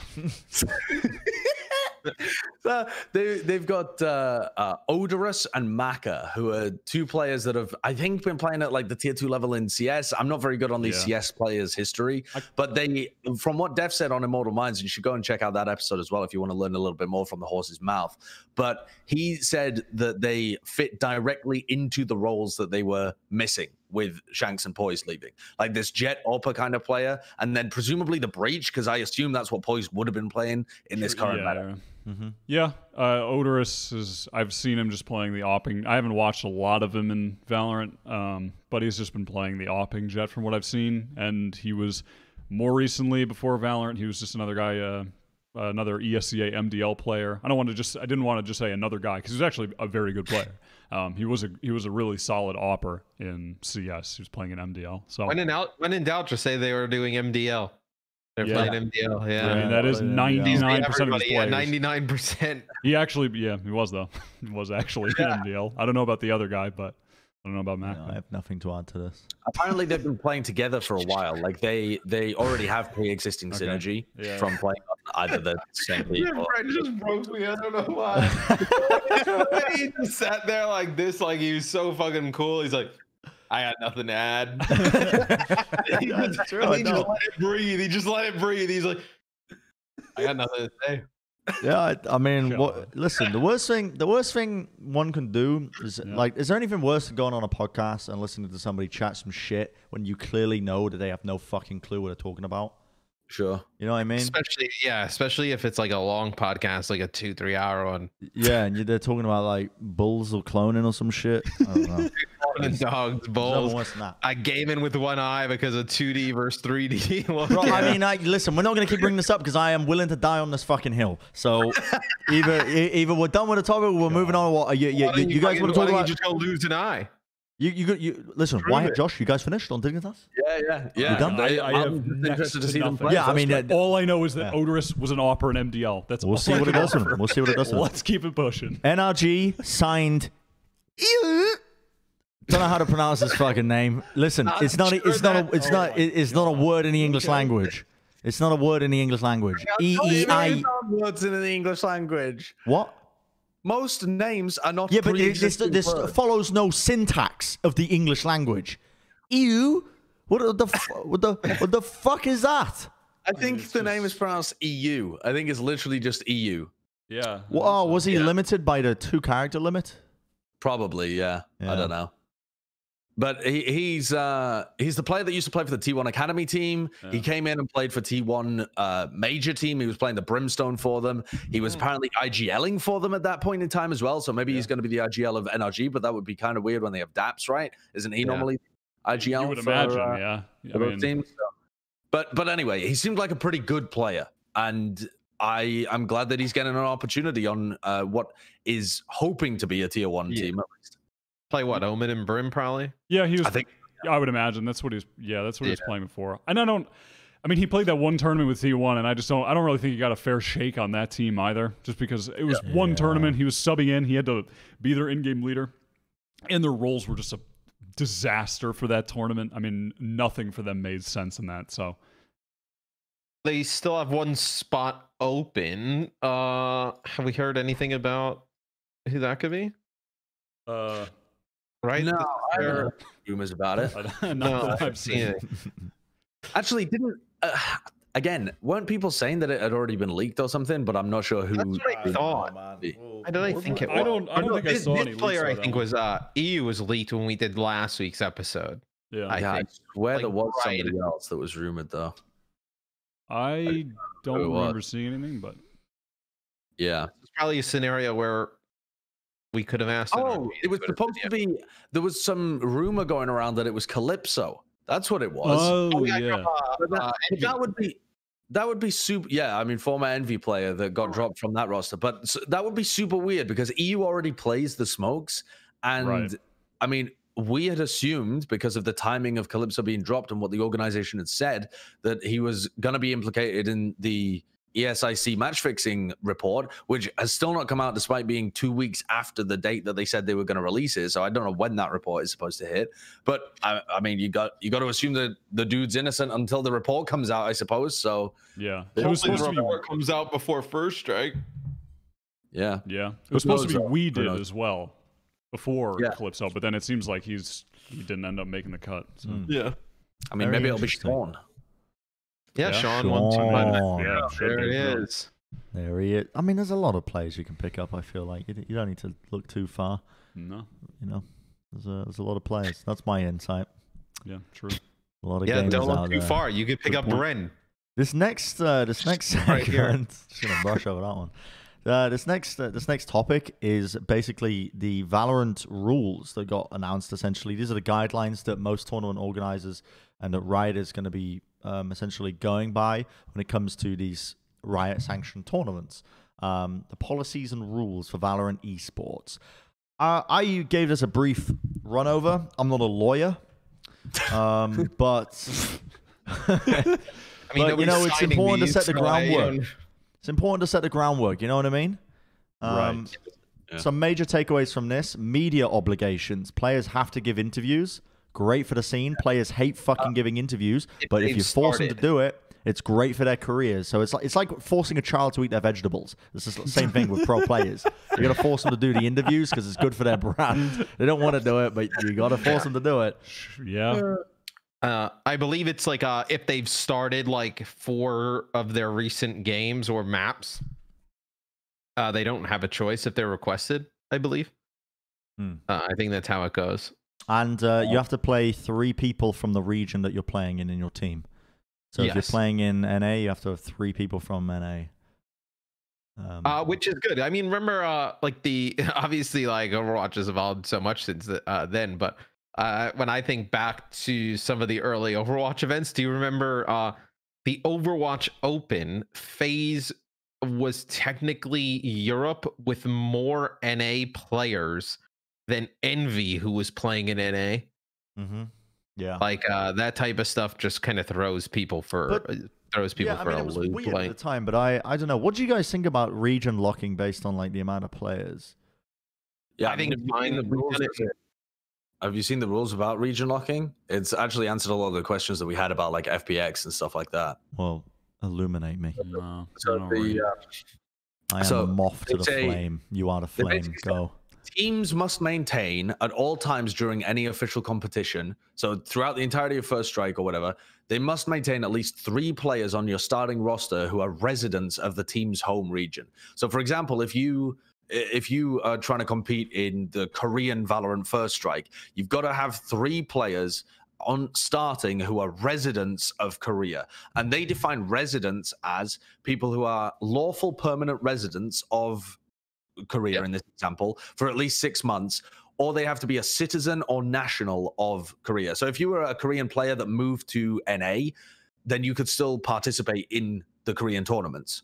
But that's how it's good. Yeah, it's a lot like Call of Duty in the sense that if you wanted to participate in a certain region, like if you wanted to qualify through Australia, you would need to actually kind of have the visas and be permanent residents and go through all that. I'm gonna be honest though, I fucking hate this because it's just so much. so much red tape bullshit to get through. Because, for example, if you're a multiple resident, like if you're a multinational player, if you're, for example, like Hydration was in Overwatch, where he's a Brazilian and he's a North American, and so that doesn't actually make any difference. Brazilian for Overwatch. And North American. Sorry, Brazilian and fucking United States. Yes, yeah. I always forget about Canada. He's a North American citizen. To say he's got all of them. He's Canada, US. Yeah, he's got everything. Okay, if you are a person that has multiple nationalities, multiple citizenship, then you have to pick one to be the resident of. And if you relocate to a different region for whatever fucking reason, you're still your prior residency until a year has passed. So it's not like you can say, "Oh, I'm an Australian player and I've got an opportunity to play in North America. I want to change my residency. I want to move to North America and I want to compete immediately in North America." Apparently, according to the rules, until the 1 year anniversary has passed, you're still classified as an Oceanic player. That to me is bonkers. I like this for the beginning of the game, though. I think if you kind of kept it open, you could kind of see some of these regions that like have like nice little scenes and whatnot just kind of get picked and then just form one super kind of region, which kind of kills play or hurts play in some of the other ones. Yeah. Where I think at the start you want to foster that competition like within the regions all over the world. You want to promote that type of play. You don't want X team in NA with tons of money to just bring in these players from wherever. And I like it too, but I think at the start of a game, though, you want to see the individual play styles of certain regions kind of come to form. You don't want just one region to be the region and that's it, right? Because this is such a global game, right? Like they're doing tournaments in so many different regions for First Strike. You don't want to see one region just kind of take over in terms of like what they can do monetarily for a lot of the players at the start. You want to see some of these regions mature because I mean, at the end of the day, Riot wants to see the game grow in these other regions, right? They want to see fan bases kind of form. Yeah, I can understand the idea behind this. Yeah, you relax it in the future though, because I hope they relax it in the future. Yeah, definitely. I agree. Yes, I think you're gonna hurt the game if you don't allow the best players to grow beyond the limits of their region. You know, if that is a limitation, and okay, that's not actually going to be like a major thing. Like, for example, if you're a North American team, you can still pick up one Oceanic player. You just can't pick up three. So, you know, maybe this rule is actually, I'm thinking too much about it because it would still work. Wait, but that one player though can't be picked up, can they? Well, yeah, because you can have three.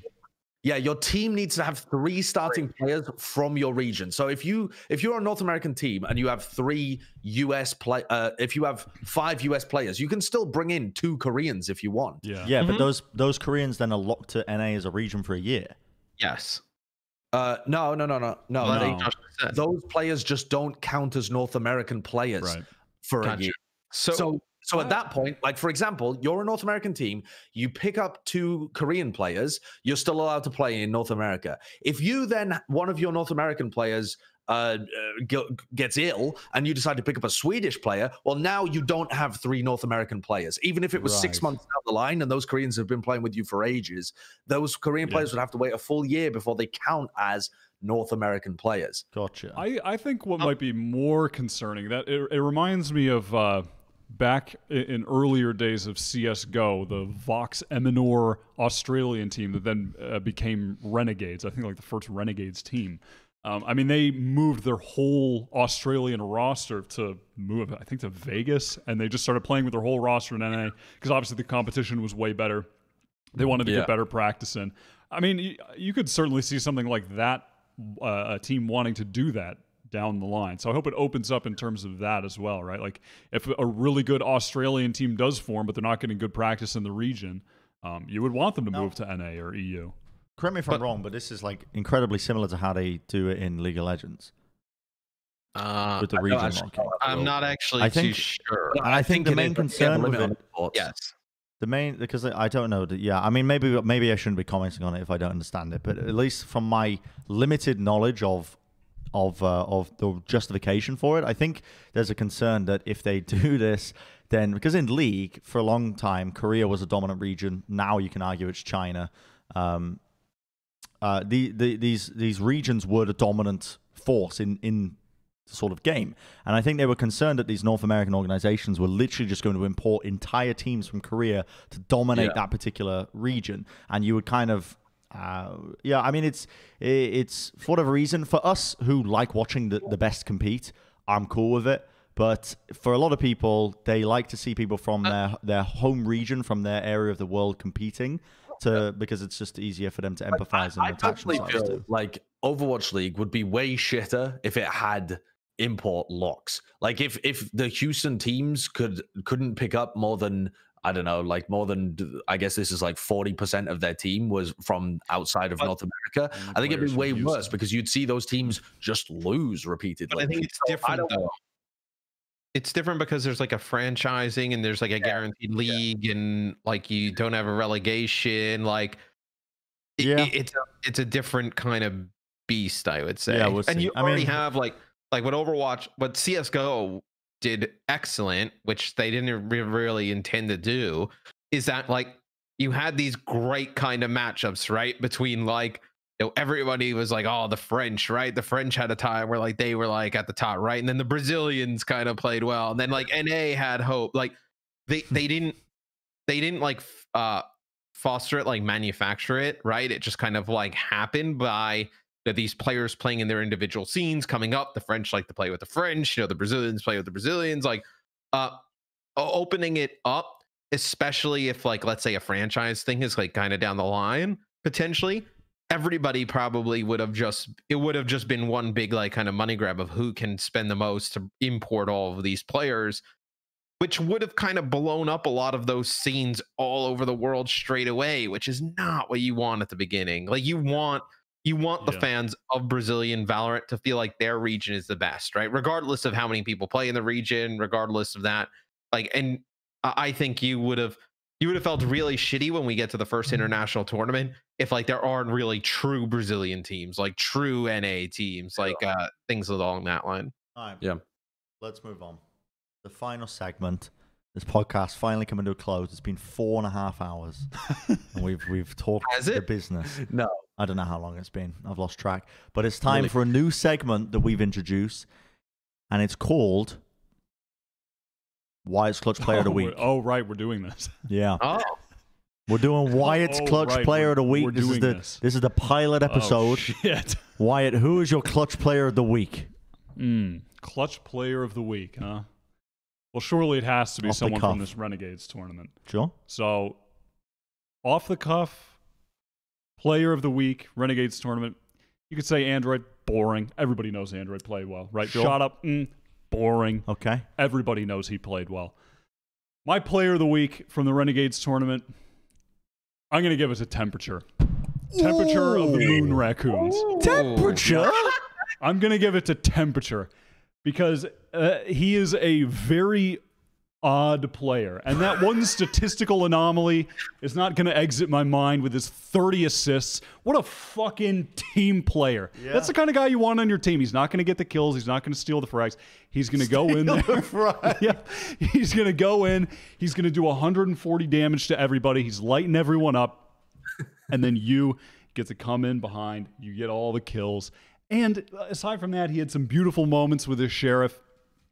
Is very unique in his penchant for Sheriff usage, just hitting headshot after headshot. I'm a fan of Temperature. I enjoyed watching him play this weekend. Great team player. Lots of assists. Boom. There it is. If you like this segment, put a like on the video. If you didn't like this segment, like the video anyway. Yeah. Good idea. Comment down below. And if you really like this segment, comment on why you liked it.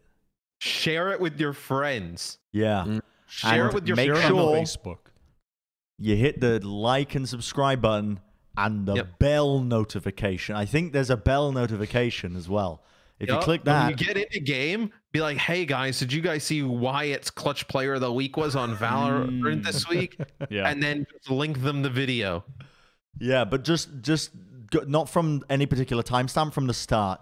So it just opens up with us talking about, what did we talk about? Anyway, it doesn't matter. Thanks for watching Plat Chat Valorant episode 15. I had to double check my phone. It's been a pleasure. It's been long. It's been hard, and yet we've worked. We got to this point. You know, it took a bit of grinding, but we got here. Now we're at the top. Had to grind for this view. What are we doing tomorrow? Releasing a First Strike preview. Who's it going to be? I don't know. Probably one from Josh and I because we're doing 3. Yeah, I'm still going. We got First Strike previews we got to release. Now, given the fact that we have you just 6 days of First Strike previews, right? What? Yeah. Yeah. We're still going to be releasing videos at the beginning of the first qualifier, but Hey, don't worry about now that's it. the very end of the video. Bren, could you scooch to your right a little bit?